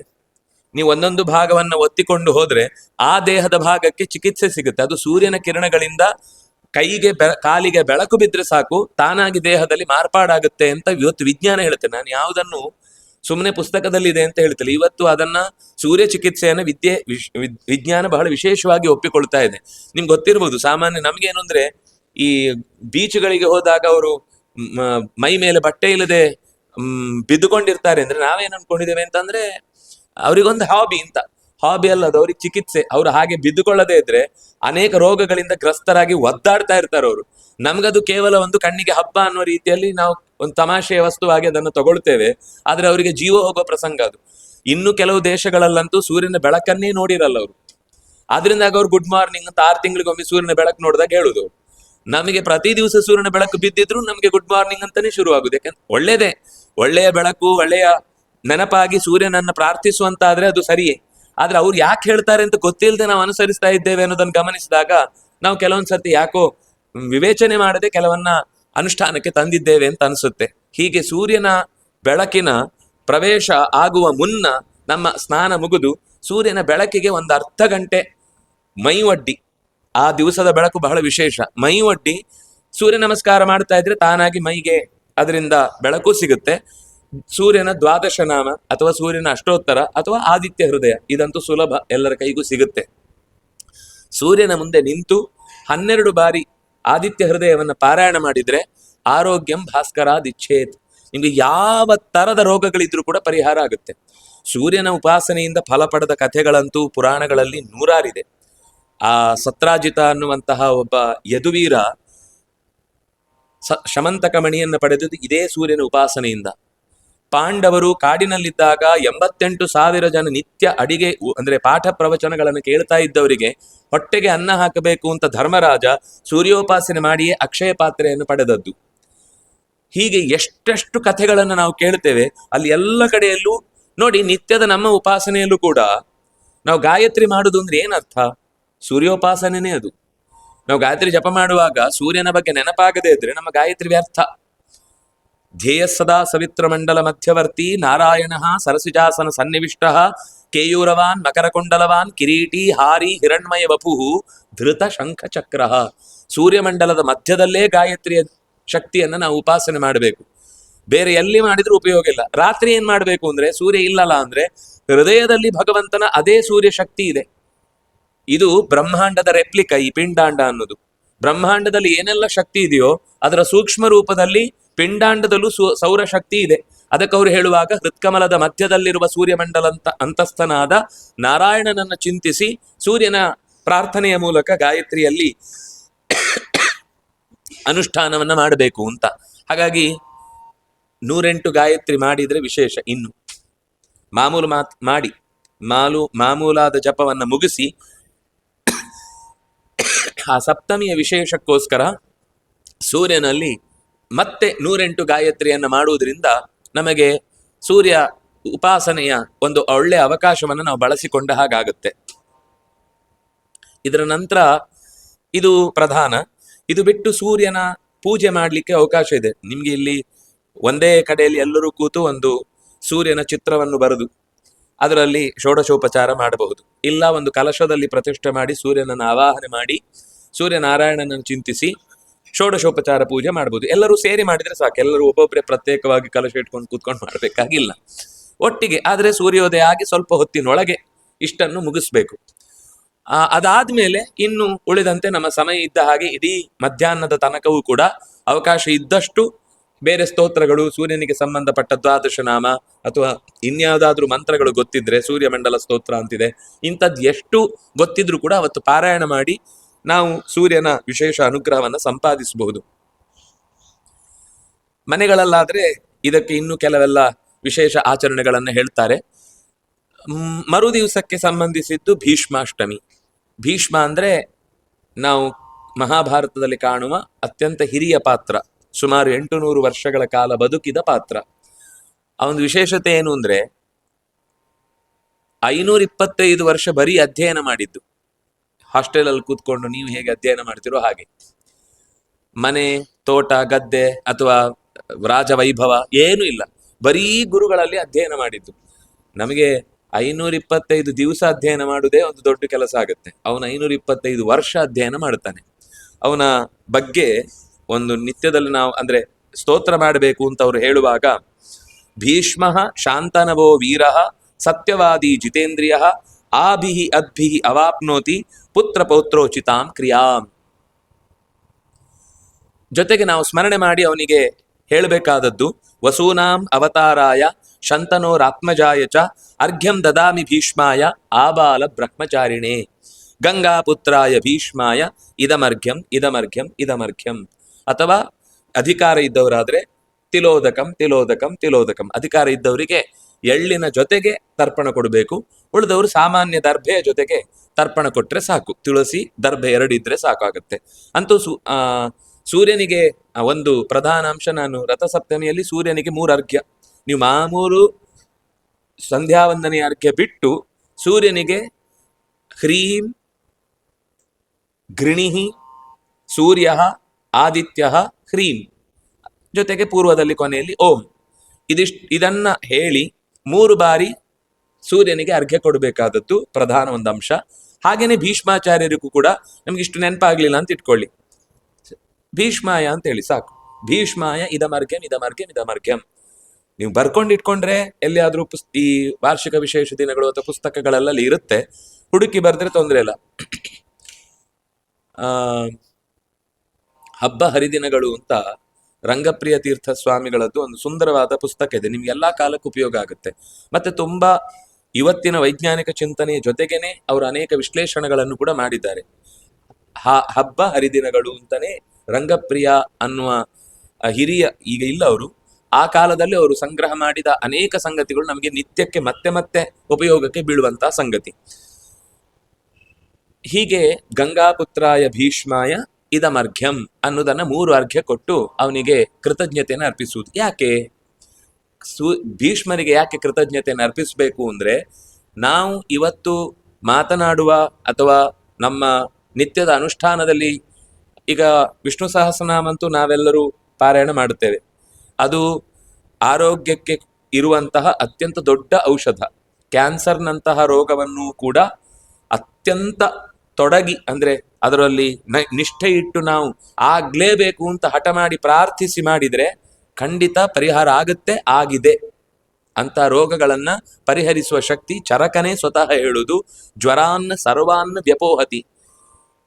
ವಿಷ್ಣುವನ್ನ ಚಿಂತಿಸಿ ಸಹಸ್ರನಾಮದ ಪಾರಾಯಣವನ್ನ ಆದಷ್ಟು ನಿಧಾನವಾಗಿ ಶಬ್ದ ತಪ್ಪಿಲ್ಲದೆ ಅನುಷ್ಠಾನವನ್ನ ಅನುಸಂಧಾನ ಪೂರ್ವಕ ಮಾಡಿದ್ರೆ ಎಂಥ ರೋಗಗಳನ್ನು ಬೇಕಾದ್ರೂ ಪರಿಹರಿಸುತ್ತೆ ಅಂತ.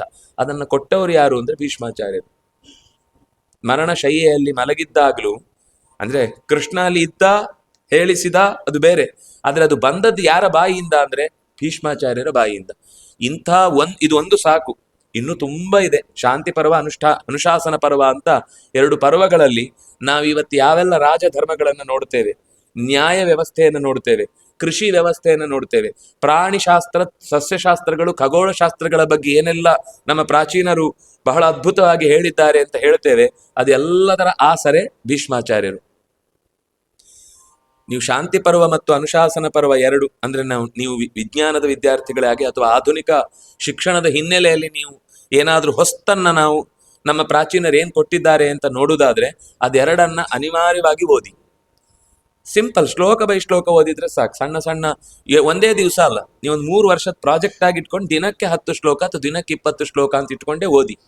ನಿಮ್ಗೆ ಎಷ್ಟು ನಿಮ್ಮ ಕ್ಷೇತ್ರದಲ್ಲಿ ನಿಮ್ಮ ಸಬ್ಜೆಕ್ಟಿಗೆ ಪೂರಕವಾದ ಅಂಶಗಳದ್ರಲ್ಲಿ ಸಿಗುತ್ತೆ ಅಂತ ನಿಮಗೆ ಒಮ್ಮೆ ಅದರ ರುಚಿ ಹತ್ತಿದ್ರೆ ಆಮೇಲೆ ನಾನು ಹೇಳ್ಬೇಕಾಗಿಲ್ಲ, ನಿಮ್ಗೆ ಅದರ ಆಸಕ್ತಿ ಬೆಳೀತಾ ಹೋಗುತ್ತೆ. ಅಂತ ಅದ್ಭುತವಾದ ಸಂಗತಿಗಳನ್ನ ಭೀಷ್ಮಾಚಾರ್ಯರು ತಮ್ಮ ಇಡೀ ಬದುಕಿನಲ್ಲಿ ಕಲಿತ ಸಂಗತಿಯನ್ನ ನಮ್ಮ ಮುಂದೆ ತೆರೆದಿಟ್ಟಿದ್ದಾರೆ. ಅದರಿಂದಾಗಿ ಜ್ಞಾನ ಯಾರಿಂದ ಬಂತೋ ಅಂತ ಋಷಿಗಳಿಗೆ ಕೃತಜ್ಞತೆ ಅರ್ಪಿಸುವುದು ಈ ದೇಶದ ಸಹಜವಾದ ಸಂಸ್ಕೃತಿ. ನಮ್ಗೆ ಯಾರಿಂದ ಉಪಕಾರ ಆದ್ರು, ಸೂರ್ಯನಿಗೆ ಅರ್ಘ್ಯ ಯಾಕೆ? ಸೂರ್ಯನಿಂದ ನಾವು ಉಪಕೃತರು. ಭೀಷ್ಮನಿಗೆ ಅರ್ಘ್ಯ ಯಾಕೆ? ಭೀಷ್ಮನಿಂದ ನಾವು ಮಾತಿನ ಪ್ರಪಂಚದಲ್ಲಿ ತುಂಬಾ ಉಪಕೃತರು. ಅನೇಕ ಶಾಸ್ತ್ರಗಳನ್ನ ಕೊಟ್ಟವರು ಅನ್ನುವ ಕಾರಣಕ್ಕೋಸ್ಕರ ನಾವು ಭೀಷ್ಮಾಚಾರ್ಯರನ್ನು ಸ್ಮರಣೆ ಮಾಡ್ತೇವೆ. ಭೀಷ್ಮರ ಬದುಕಿನ ಬಗ್ಗೆ ನಾವು ಚಿಂತನೆ ಮಾಡಿದ್ರೆ ಗೊತ್ತಾಗುತ್ತೆ ಯಾಕೆ ಅವರಿಗೆ ಅಷ್ಟು ಜ್ಞಾನದಲ್ಲಿ ದಾರ್ಢ್ಯ ಇತ್ತು ಅಂತ. ಇನ್ನೊಂದು 3ನೇ ಅಂಶ ಮಧ್ವನವಮಿ ಅಂತ, ಅಂದ್ರೆ ಮಾಘ ಶುದ್ಧ ನವಮ್ಯಾಂ ಬದರೀಂ ಯಯೌ.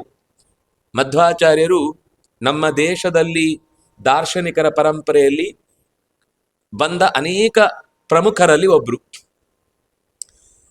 ಅಂದ್ರೆ ಇದು ಮತಾಚಾರ್ಯರಾಗಿ ನೀವು ಕೆಲವರಿಗೆ ನಮ್ಗೆ ಸಂಬಂಧ ಇಲ್ಲ ಅಂತ ಯೋಚಿಸುವುದಾದ್ರೂ ಕೂಡ, ಒಬ್ಬ ಸಾಮಾಜಿಕ ಅನೇಕ ಸಮಸ್ಯೆಗಳನ್ನ ಎತ್ತಿ ಅದನ್ನು ಪರಿಹರಿಸಲಿಕ್ಕೆ ಸೂತ್ರವನ್ನ ಕೊಟ್ಟು ಈ ದೇಶದ ನಿಜವಾದ ಇತಿಹಾಸವನ್ನ ಕಣ್ತೆರೆದು ನೋಡಿ ಅಂತ ನಮಗೆ ಸರಿಯಾದ ಪ್ರಜ್ಞೆಯನ್ನ ಮತ್ತು ಬರಬಹುದಾದ ಭಾರತ ರಾಮಾಯಣ ಪುರಾಣಗಳಲ್ಲಿ ಬರುವ ನೂರಾರು ತರದ ಸಮಸ್ಯೆಗಳಿಗೆ ಸರಿಯಾದ ಉತ್ತರವನ್ನು ಕೊಟ್ಟವರು ಅನ್ನುವ ಕಾರಣಕ್ಕಾದ್ರೂ ಕೂಡ ನಮಗೆ ಮಧ್ವಾಚಾರ್ಯರು ಬೇಕು.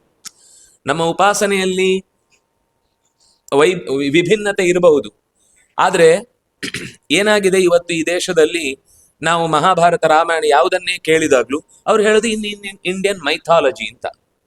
ಈ ಮೈಥಾಲಜಿ ಅನ್ನೋ ಶಬ್ದ ಬಂದ್ರೆ ಸಾಕು, ಅದು ಈಗ ನೋಡಿ ನಿಮ್ಗೆ ಸಿಂಪಲ್ ಹೇಳ್ತೇನೆ. ಮೈಥಾಲಜಿ ಅಂದ್ರೆ ಏನು? ಏನು ಮೈಥಾಲಜಿ ಅಂದ್ರೆ ಕಾಲ್ಪನಿಕ ಅಂತ. ಈಗ ಮಹಾಭಾರತ ಕಾಲ್ಪನಿಕ ಅಂದ್ರೆ ಭಗವದ್ಗೀತೆ ಏನಾಯ್ತು? ಕಾಲ್ಪನಿಕ ಆಯ್ತು. ಕೃಷ್ಣನೂ ಇರ್ಲಿಲ್ಲ, ಅರ್ಜುನನೂ ಇರ್ಲಿಲ್ಲ. ಇಲ್ಲದ ಕೃಷ್ಣನ ಮಾತನ್ನು ಇಲ್ಲದ ಅರ್ಜುನ ಕೇಳಿದ್ದನ್ನು ನಾವ್ಯಾಕೆ ಇದ್ದವರು ಕೇಳಿ ಅದರ ತಲೆ ಕೆಡಿಸಿಕೊಂಡು ಅಂತ ದಾರಿಯಲ್ಲಿ ನಡಿಬೇಕು ಅನ್ನೋ ಪ್ರಶ್ನೆ ಬರುತ್ತೋ ಇಲ್ವೋ? ನೀವು ಹೇಳುವುದೇನು? ಅದು ಈಗ ನಮಗೆ ಯಾರಾದ್ರೂ ಒಬ್ರು ಈ ಹಿಂದೆ ಇಲ್ಲಿ ಇದೇ ಸಂಸ್ಥೆಯಲ್ಲಿ ಏನಾದ್ರೂ ಒಂದು ದೊಡ್ಡ ಕೆಲಸ ಮಾಡಿದ್ದಕ್ಕೆ ಅವ್ರು ಹೇಗೆ ಉತ್ತರ ಕಂಡು ಹಿಡಿದ್ರು ಅಂತ ಅನ್ನೋದನ್ನ ನಾವು ಹೇಳಿದ್ರೆ, ಓ ಹಾಗಿದ್ರೆ ಸರಿ ಇದೆ, ಇಲ್ಲೇ ಇದಕ್ಕೊಂದು ಪೂರ್ವದಲ್ಲಿ ನಿದರ್ಶನ ಸಿಕ್ಕಿದೆ, ಅದರಿಂದಾಗಿ ನಾವು ಮಾಡೋಣ ಅಂತ ಹೇಳ್ತೇವೆ. ಯಾರೋ ಒಬ್ಬ ಒಂದು ಸುಮ್ಮನೆ ಕತೆ ಕಟ್ಟಿ ಇವು ಹೀಗೀಗ್ ಮಾಡ್ಬೇಕು, ಹಿಂದೆ ಹೀಗಾಗಿತ್ತು ಅಂತ ಹೇಳ್ತಾನೆ ಅಂತ ಇಟ್ಕೊಳ್ಳಿ. ನಿಮ್ಗೆ ಆಮೇಲೆ ಒಂದು 15 ದಿವಸ ಆದ್ಮೇಲೆ ಗೊತ್ತಾಗುತ್ತೆ ಆ ವ್ಯಕ್ತಿಯೇ ಇರ್ಲಿಲ್ಲ ಇಲ್ಲಿ ಅಂತ. ನಿಮ್ಗಾಗ ಏನ್ ಅನ್ಸುತ್ತೆ? ಅವ್ರು ಹೇಳಿದ ಮಾತಿನ ಮೇಲೆ ಇಲ್ಲದೆ ಇರುವ ವ್ಯಕ್ತಿಯಿಂದ ನಮ್ಮ ಮೇಲೆ ಸುಮ್ಮನೆ ಅವರದ್ದು ಯಾವುದೋ ಒಂದು ಅಭಿಪ್ರಾಯವನ್ನ ನಮ್ಮ ಮೇಲೆ ಹೇರ್ತಾ ಇದ್ದಾರೆ ಅಂತ ಅನ್ಸುತ್ತೆ. ಇದು ಸತ್ಯವೋ ಸುಳ್ಳೋ ನಡೆದದ್ದಲ್ಲ ಅಂತಂದ್ಮೇಲೆ ನಾವು ಯಾಕೆ ಒಪ್ಕೊಳ್ಬೇಕು ಅನ್ನೋ ಪ್ರಶ್ನೆ ಬರುತ್ತೆ. ಆದ್ರೆ ನಿಮ್ಗೆ ಗೊತ್ತಿದೆ, ಇವತ್ತಿಗೆ ದ್ವಾರಕೆಯಲ್ಲಿ ಅದರ ಪಳೆಯುಳಿಕೆಗಳು ಸಮುದ್ರದ ಆಳದಲ್ಲಿ ಇವತ್ತಿಗೂ ಅದು ನೋಡ್ಲಿಕ್ಕೆ ಸಿಗುತ್ತೆ ಅಂತ ಅನ್ನೋದನ್ನ ವಿಜ್ಞಾನಿಗಳು, ಅಂದ್ರೆ ಭಾರತೀಯ ಪುರಾತತ್ವ ಇಲಾಖೆಯಲ್ಲಿ ಸ್ವಲ್ಪ ಬಲ ಬಂದ ಮೇಲೆ ನಿಧಾನಕ್ಕೆಲ್ಲ ಒಪ್ಕೊಳ್ತಾ ಇದ್ದಾರೆ. ಅದಕ್ಕಿಂತ ಪೂರ್ವದಲ್ಲಿ ಸರಸ್ವತಿ ನದಿಯೇ ಇಲ್ಲ ಅಂತ ಅಂದ್ಬಿಟ್ಟಿದ್ರು. ಯಾಕೆಂದ್ರೆ ವೇದದಲ್ಲಿ ಹೇಳಿದ ಮಾತುಗಳ ಮೂಲಕ ಸರಸ್ವತಿ ಅನ್ನುವ ನದಿಯನ್ನು ಒಪ್ಪಿಕೊಂಡ್ರೆ ವೇದ ಎಷ್ಟು ಕಾಲದ ಹಿಂದಿನಿಂದ ಅದು ಪ್ರಚಲಿತದಲ್ಲಿದೆಯೋ ಅಷ್ಟು ಕಾಲದ ಹಿಂದಿನಿಂದ ಭಾರತದಲ್ಲಿ ನಾಗರಿಕತೆ ಇದೆ ಅಂತ ಒಪ್ಕೊಳ್ಬೇಕಾಗತ್ತೆ ಅನ್ನೋ ಒಂದೇ ಕಾರಣಕ್ಕೆ ಸರಸ್ವತಿ ಅನ್ನೋ ನದಿಯೇ ಇಲ್ಲ ಅಂದ್ರು. ಯಾವಾಗ? ಸಾಮಾನ್ಯ ನಾನು ಹೇಳ್ತಾ ಇರೋದು ಒಂದು 50-60 ವರ್ಷದ ಹಿಂದೆ. ಯಾವಾಗ ಭಾರತೀಯ ವಿಕಾಸ ಪರಂಪರೆಯಲ್ಲಿ ಪುರಾತತ್ವ ಇಲಾಖೆಯಲ್ಲಿ ನಮ್ಮವರು ಸೇರ್ಲಿಕ್ಕೆ ಶುರು ಆಯ್ತು, ಆವಾಗ ನಿಧಾನಕ್ಕೆ 3000 ವರ್ಷದ ಹಿಂದಿನ ಕಾಲದ ಘಟನೆ ಅದು, ಅದಕ್ಕಿಂತ ಹಿಂದೆ ಇರಲಿಲ್ಲ ಅಂದ್ರು. ಈಗ ಒಂದು 7-8 ವರ್ಷಗಳ ಈಚೆಗೆ ಆಮೇಲೆ ಹೇಳಿದ್ರು 8000 ವರ್ಷದ ಹಿಂದಿನ ದಾಖಲೆಯು ಕೂಡ ಇವತ್ತಿಗೂ ಮಣ್ಣಿನಲ್ಲಿ ನದಿ ಹರಿದು ಹೋದ ಜಾಗದ ಉಲ್ಲೇಖ ಇವತ್ತಿಗೂ ಸಿಗುತ್ತೆ ಮತ್ತೆ ನೋಡಿದ್ರೆ. ಯಾಕಂದ್ರೆ ಪಾತ್ರಗಳು ನದಿ ಬತ್ತಿ ಹೋದ್ರು ಭೂಮಿಯ ಆಳದಲ್ಲಿ ಎಕ್ಸ್ಕವೇಷನ್ ಮಾಡುವಾಗ ಆ ಪಾತ್ರಗಳ ಗುಣಗಳು ಕಾಣ್ತವೆ. ಮಣ್ಣಿನಲ್ಲಿ ಈ ಹಿಂದೆ ಇಲ್ಲಿ ನದಿ ಹರಿತಾ ಇತ್ತು ಅಂತ ಗೊತ್ತಾಗುತ್ತೆ. ಯಾವಾಗ ಈ 8000 ವರ್ಷ ಹಿಂದೆ ಹೋಯ್ತೋ ಆಗ ಅಲ್ಲಿ ಇನ್ನೂ ಕಡ್ಡಿ ಹಿಡ್ಕೊಳ್ಳೋರು ಹುಟ್ಕೊಂಡಿರ್ಲಿಲ್ಲ. ಅವ್ರು ಕಣ್ತೆರೆಯುವ ಮುನ್ನ ಈ ಜಗತ್ತಿನಲ್ಲಿ ಅನೇಕ ನಾಗರಿಕತೆಯ ತೊಟ್ಟಿಲುಗಳು ಕಣ್ಣು ತೆರೆದು ಕಣ್ಣು ಮುಚ್ಚಿ, ಕಣ್ಣು ತೆರೆದು ಕಣ್ಣು ಮುಚ್ಚಿ ಅದು ಪರಂಪರ ಪ್ರವಾಹವಾಗಿ ಹರಿದು ಬಂದಾಗಿದೆ. ಆದ್ರೆ ಹೇಳ್ಕೊಳ್ಳೋದೇನು? ಜಿಂಕ್ ಕೊಂಟವ್ರು ನಾವು, ಕಬ್ಬಿಣ ಕೊಟ್ಟವ್ರು ನಾವು, ಚಿನ್ನ ಕೊಟ್ಟವ್ರು ನಾವು. ನಿಮ್ಗೆ ಯೋಚನೆ ಮಾಡಿ, ಈ ದೇಶದಲ್ಲಿ ಚಿನ್ನದ ಗಣಿಗಳು ಬಹಳ ಕಮ್ಮಿ. ಆದ್ರೆ ಈ ನಿಮ್ಗೆ 500 ವರ್ಷದ ಹಿಂದೆ ಹಂಪೆಯ ಬೀದಿಗಳಲ್ಲಿ ಚಿನ್ನವನ್ನ ಸೇರುಗಟ್ಲೆ ಮಾರ್ತಾ ಇದ್ರು. ಇದು ಯಾರು? ನಮ್ಮವರೇ ಸುಮ್ಮನೆ ಬೆಂತಟ್ಕೊಳ್ಳಿಕ್ಕೆ ಹೇಳಿದ್ದಲ್ಲ, ವಿದೇಶದ ಅನೇಕ ಪ್ರವಾಸಿಗರೂ ಕಂಡು ಬರದ ಸಂಗತಿ. ಎಲ್ಲಿಂದ ಬರ್ತಿತ್ತು ಈ ಬಂಗಾರ? ರಸಾಯನ ತಂತ್ರ ಅಂತ ಗ್ರಂಥ ಇದೆ, ಇನ್ನೂ ಅನೇಕ ಇದೆ, ಅದರಲ್ಲಿ ಪ್ರಧಾನ ಒಂದು. ಆ ರಸಾಯನ ತಂತ್ರ ಗ್ರಂಥದಲ್ಲಿ ಬೆಳ್ಳಿ ಅಥವಾ ತಾಮ್ರವನ್ನ ಒಂದು ರಾಸಾಯನಿಕದಲ್ಲಿ ಬೆರೆಸಿದ್ರೆ ನಿಮ್ಗೆ, ನೀವು ಅದೊಂದು ಚಾರ್ಟ್ ಇದೆಯಲ್ಲ ವಿಜ್ಞಾನದ್ದು, ನೀವು ಆ ಚಾರ್ಟ್ ನಲ್ಲಿ ಬೆಳ್ಳಿ, ಬಂಗಾರ, ತಾಮ್ರ ಅದರದ್ದೆಲ್ಲದ್ರದ್ದು ಒಂದು ಕಂಪೌಂಡ್ ಇರುತ್ತೆ ಒಳಗಿದ್ದು ಏನೇನು. ಈಗ CH4 CHO2 ಅಂತ ಇತ್ಯಾದಿಗಳು ನೀವು ಏನೇನು ಹೇಳ್ತೀರೋ ಅದರ ಪರಿಧಿಯನ್ನ ಗಮನಿಸಿ. ಒಂದರ ಪಕ್ಕ ಒಂದಿದೆ. ಅಂದ್ರೆ ಚೂರು ವ್ಯತ್ಯಾಸ ಆದ್ರೆ ಅದರ ಒಳಗಿನ ಏನು ಮೂಲ ಕಣಗಳು ವ್ಯತ್ಯಾಸ ಆದ್ರೆ ಪಕ್ಕ ಇನ್ನೊಂದಾಗ್ಬಿಡುತ್ತೆ. ಅಂದ್ರೆ ರಸತಂತ್ರದಲ್ಲಿ ಪ್ರಾಚೀನರಿಗೆ ಒಂದು ಧಾತುವಿನಿಂದ ಇನ್ನೊಂದು ಧಾತು ಮಾಡುವಂತಹ ಶಕ್ತಿ ಇತ್ತು. ಅದನ್ನು ಅವನು ಹೇಳುವುದು ಹೇಗೆ ಅಂದ್ರೆ, ಒಂದು ರಸಪಾಕದ ಪುಟಪಾಕಕ್ಕೆ ಇಡುವುದರಲ್ಲಿ ಆ ರಸವನ್ನ ಹಾಕಿ ಬೆಳ್ಳಿಯನ್ನು ಅದರೊಳಗೆ ಹಾಕಿ ತೆಗೆದ್ರೆ ಅದು ಬಂಗಾರ ಆಗಿರುತ್ತೆ. ಇದಕ್ಕೆ ಒಂದು ಸಣ್ಣ ದಾಖಲೆ ಅನ್ನುವ ಹಾಗೆ ಇವತ್ತಿಗೂ ಬಾರ್ಕೂರಿನಲ್ಲಿ ಒಂದು, ನಂಗೆ ಅದರ ಹೆಸರು ಸ್ಪಷ್ಟ ಮರೆತು ಹೋಯ್ತು, ಒಂದು ರುದ್ರದೇವರ ಗುಡಿ ಇದೆ. ಅಲ್ಲಿ ಸುಮಾರು 365 ಗುಡಿ ಇತ್ತು, ಈಗ ಕೆಲವು ಹೋಗಿದೆ. ಯಾಕೆ 365 ಗುಡಿ ಇತ್ತು ಅಂದ್ರೆ, ಇಡೀ ಆ ಅವನು ಬಾರ್ಕೂರಿನ ರಾಜ ನಮ್ಮ ರಾಜ್ಯದ ಯಾವ ಪ್ರಜೆಯೂ ಕೂಡ ಒಂದು ದಿವಸ ಉಪವಾಸ ಬಿದ್ದು ಸಾಯಬಾರದು. ಅದಕ್ಕೋಸ್ಕರ 365 ದಿನಕ್ಕೆ 365 ವರ್ಧಂತಿ ದಿನಗಳನ್ನ ಮಾಡಿಸಿ, ಎಲ್ಲಿ ಊಟ ಸಿಗದೆ ಇದ್ರು ಆ ದೇವಸ್ಥಾನಕ್ಕೆ ಹೋದ್ರೆ ಇವತ್ತಲ್ಲಿ ವರ್ಧಂತಿ ಅವನಿಗೆ ಊಟಕ್ಕೆ ಸಿಗ್ಬೇಕು. ಆ ಕಲ್ಪನೆಯಲ್ಲಿ ಅವನು ಮಾಡಿದ್ದು. ಅದರಲ್ಲಿ ಒಂದು ದೇವಸ್ಥಾನದಲ್ಲಿ ಚಂದ್ರಮೌಳೀಶ್ವರ ದೇವಸ್ಥಾನ ಅಂತ ಅನ್ಕೊಳ್ತೇನೆ, ಆ ಆ ಪಂಚಲಿಂಗೇಶ್ವರನ ಆ ದೇವಸ್ಥಾನದ ಗರ್ಭಗುಡಿಯ ಕೆಳಭಾಗದಲ್ಲಿ ಒಂದು ಬಾವಿ ಇದೆ. ಆ ಬಾವಿಯಲ್ಲಿ ಅದರ ಹೆಸರೇನು ಅಂತಂದ್ರೆ ಸುವರ್ಣ ರಸ ರಸ ಕೂಪ ಅಂತ ಏನೋ ಇದೆ. ಅಲ್ಲಿ ಏನು ಅಂದ್ರೆ ಅವರು ಬಂಗಾರ ತೆಗಿತಿದ್ರಂತೆ, ಅಂದ್ರೆ ಬೇರೆ ಲೋಹಗಳನ್ನ ಹಾಕಿ ಬಿಡುದು 2 ದಿವಸ. ಅದರಲ್ಲಿ ಪ್ರಧಾನ ಎಲ್ಲಾ ಲೋಹಗಳಾಗಲ್ಲ, ಪರ್ಟಿಕ್ಯುಲರ್ ಇಂಥದ್ದೇ ಲೋಹಗಳು ಹೀಗೆ ಕಾಯಿಸಿ ಇಷ್ಟೇ ಉಷ್ಣಾಂಶದಲ್ಲಿ ಅದಕ್ಕೆ ಹಾಕ್ಬೇಕು ಅಂತ ಏನೋ ಇದೆ. ಹಾಗೆ ಹಾಕಿ ತೆಗೆಯುವಾಗದು ಬಂಗಾರ. ಅಂದ್ರೆ ಈ ರೀತಿಯ ತಂತ್ರವನ್ನ ನಮ್ಮ ಪ್ರಾಚೀನರು ಏನ್ ಕಂಡಿದ್ರು ಅದನ್ನ ಇತ್ತೀಚೆಗೆ ಒಬ್ಬ TV9 ನಲ್ಲಿ ಒಂದು ಸುಮಾರು ಬಹುಶಃ 12 ವರ್ಷದ ಹಿಂದೆ ಆ ಬಂಗಾರ ಮಾಡುವ ಒಂದು ತಂತ್ರವನ್ನ ಅವನು ಪ್ರದರ್ಶನ ಮಾಡಿದ. ಅದರ ಮರು ದಿವಸದಿಂದ ಅವನಿಲ್ಲ. ಇಲ್ಲ ಅಂದ್ರೆ ಅವನನ್ನು ಏನ್ ಮಾಡಿದ್ದಾರೆ ಅಂತ ಯಾರಿಗೂ ಇಲ್ಲಿ ತನಕ ಗೊತ್ತಿಲ್ಲ. ಯಾವ ತನಿಖೆಗಳು ಕೂಡ ಅಲ್ಲಿ ಫಲಕಾರಿ ಆಗ್ಲಿಲ್ಲ. ಅವನು ಏನಾದ ಅಂತಾನೆ ಗೊತ್ತಿಲ್ಲ. ಅವನು ಇದನ್ನ ಸ್ಟೇಜ್ ನಲ್ಲಿ ಅಂದ್ರೆ TV ಮುಂದೆ ತೋರಿಸಿದ್ದ ಆ ಪ್ರಕರಣವನ್ನ. ಅದು ಡಿಲೀಟ್ ಆಯ್ತು. ಅವನ ಕಾರ್ಯಕ್ರಮ ಅವನು ಕೂಡ ವ್ಯಕ್ತಿಯೇ ಇಲ್ಲ ಅಂತ ಆಗುದು. ಯಾಕೆಂದ್ರೆ ಅದೇನಾಗುತ್ತೆ ಗೊತ್ತಾ, ನಿಮ್ಗೆ ಗೊತ್ತಿದೆ ಇವತ್ತು ಬಂಗಾರ ಹೇಗೆ ಬೆಲೆ ಆಕಾಶಕ್ಕೆ ಏರ್ತಾ ಇದೆ ಅಂತ. ಇಡೀ ಜಗತ್ತನ್ನು ಕಂಟ್ರೋಲ್ ಮಾಡ್ತಾ ಇರೋದು ಬಂಗಾರ. ನಮ್ಗೆಲ್ಲ ಆಸೆ ಹುಟ್ಟುವುದು ಅದರಲ್ಲೇ. ಆದ್ರಿಂದಾಗಿ ಅದನ್ನೇ ಇಟ್ಟುಕೊಂಡು ಇಡೀ ಜಗತ್ತನ್ನ, ಯಾವ ದೇಶದಲ್ಲಿ ಬಂಗಾರದ ಸಂಗ್ರಹ ಜಾಸ್ತಿ ಇದೆಯೋ ಆ ದೇಶ ಬಹಳ ಕಾಲ ತನ್ನ ಆರ್ಥಿಕ ವ್ಯವಸ್ಥೆಯನ್ನ ಜಗತ್ತಿನ ಮೇಲೆ ಹಿಡಿತಕ್ಕಾಗಿ ಅಸ್ತ್ರವಾಗಿ ಬಳಸಿಕೊಳ್ಳಿಕ್ ಸಾಧ್ಯ ಇದೆ. ಆ ಹಿನ್ನೆಲೆಯನ್ನ ಅಂದ್ರೆ ನಮ್ಮ ಪ್ರಾಚೀನರು ಇಟ್ಟುಕೊಂಡ ಆ ವ್ಯವಸ್ಥೆಯನ್ನ ಗಮನಿಸಿದ್ರೆ ಇದೆಲ್ಲ ಆಶ್ಚರ್ಯ ಆಗುತ್ತೆ ಹೇಗಿತ್ತು. ಅದರಿಂದ ಇಂಥದ್ದೆಲ್ಲ ಸಂಗತಿಗಳನ್ನ ಭೀಷ್ಮಾಚಾರ್ಯರು ತನ್ನ ಶಾಂತಿ ಪರ್ವ ಅನುಶಾಸನ ಪರ್ವಗಳಲ್ಲಿ ಅನೇಕ ಅಪರೂಪದ ರಹಸ್ಯ ಸಂಗತಿಗಳನ್ನ ಹೇಳಿದ್ದಾರೆ. ಅದಕ್ಕೆ ಸ್ವಲ್ಪ ನೀವು ಆಧುನಿಕ ಭಾಷೆಯನ್ನು ಜೋಡಿಸ್ಕೊಳ್ಬೇಕಾಗುತ್ತೆ. ಸ್ವಲ್ಪ ಕಷ್ಟ ಇದೆ, ನಾನು ಒಪ್ಪಿಕೊಳ್ತೇನೆ. ನಮಗೆ ಇವತ್ತು ತಕ್ಷಣ ನಮಗೇನು ಅಂದ್ರೆ ರೆಡಿ ಟು ಈಟ್ ಅನ್ನೋ ತರ ಸಿಗುದಿಲ್ಲ. ನೀವೇ ಅಂಗಡಿಗೆ ಹೋಗಿ ರವೆ ತಂದು ಒಲೆ ಹಚ್ಚುವುದು ಹೇಗೆ ಅಂತ ಗೊತ್ತಿಲ್ಲ ಅಂದ್ರೆ ಭಾರಿ ಕಷ್ಟ. ಒಗ್ಗರಣೆ ಹಾಕಿ ಹುರಿದು ನೀರ್ ಒಂದು ಕಡೆಯಿಂದ ಕಾಯಿಸಿ ಆಮೇಲೆ ಹುರಿದ ರವೆಯನ್ನು ಹಾಕಿ ಉಪ್ಪಿಟ್ಟು ಮಾಡ್ಕೊಳ್ಬೇಕು. ಕಷ್ಟ ಇದೆ ಸ್ವಲ್ಪ. ಆದ್ರೆ ನಾವೇ ರೆಡಿ ಮಾಡಿಕೊಂಡು ಉಪ್ಪಿಟ್ಟು ಹೇಗಿದ್ರು ಸುಮ್ಮನೆ ಬಾಯಿ ಮುಚ್ಕೊಂಡು ತಿಂತೇವೆ. ಬೇರೆಯವರು ಮಾಡಿದ್ರೆ ಮಾತ್ರ ಸಿಟ್ಟು ಬರುತ್ತೆ. ಸರಿಯಾಗಿಲ್ಲ, ಮುದ್ದೆ ಆಯ್ತು, ಒಗ್ಗರಣೆ ಸರಿ ಹಾಕಿಲ್ಲ, ತರಕಾರಿ ಹಾಕಿಲ್ಲ ಅಂತ. ಆದ್ರಿಂದಾಗಿ ನಾವು ತಯಾರು ಮಾಡಿಕೊಳ್ಳಿಕ್ ಶುರು ಮಾಡಿದಾಗ ಅದರಲ್ಲಿ ಅನೇಕ ಮತ್ತೆ ಖುಷಿ ಇದೆ ಗೊತ್ತಾ. ಜ್ಞಾನದಲ್ಲಿ ಏನಾದ್ರೂ ಒಂದು ವಸ್ತು ಗೊತ್ತಾದಾಗ ಆ ಖುಷಿಗೆ ಸರಿಸಾಟಿಯಾದ ಖುಷಿ ನೀವು ಯಾವ ಕೋಟಿ ರೂಪಾಯಿ ಸಿಕ್ಕಿದ್ರೂ ಆಗಲ್ಲ. ನೀವೇ ಏನೋ ಒಂದು ಸಂಗತಿಯನ್ನ ಕಂಡುಕೊಂಡ್ರಿ ಅಂತ ಅನ್ನೋ ಖುಷಿ ಇದೆಯಲ್ವಾ. ನಿಮ್ಗೆ ಗೊತ್ತು ಆ ಯುರೇಕ ಇತ್ಯಾದಿಗಳೆಲ್ಲ ಶಬ್ದಗಳಲ್ಲಿ ಅವ್ರು ಯಾಕೆ ಹಾಗೆ ಮೈ ಮೇಲೆ ಪ್ರಜ್ಞೆ ಇಲ್ಲದೆ ಓಡಿ ಬಂದ್ರು ಅಂದ್ರೆ ಆ ಸುಖಕ್ಕೆ ನೀವು ಬೆಲೆ ಕಟ್ಲಿಕ್ಕೆ ಸಾಧ್ಯ ಇಲ್ಲ. ಅಂತ ಸಂಗತಿ ಅವಕಾಶ ಸಿಗುವುದು ಭಾರತೀಯ ವಿದ್ಯಾರ್ಥಿಗಳಿಗೆ ಮಾತ್ರ.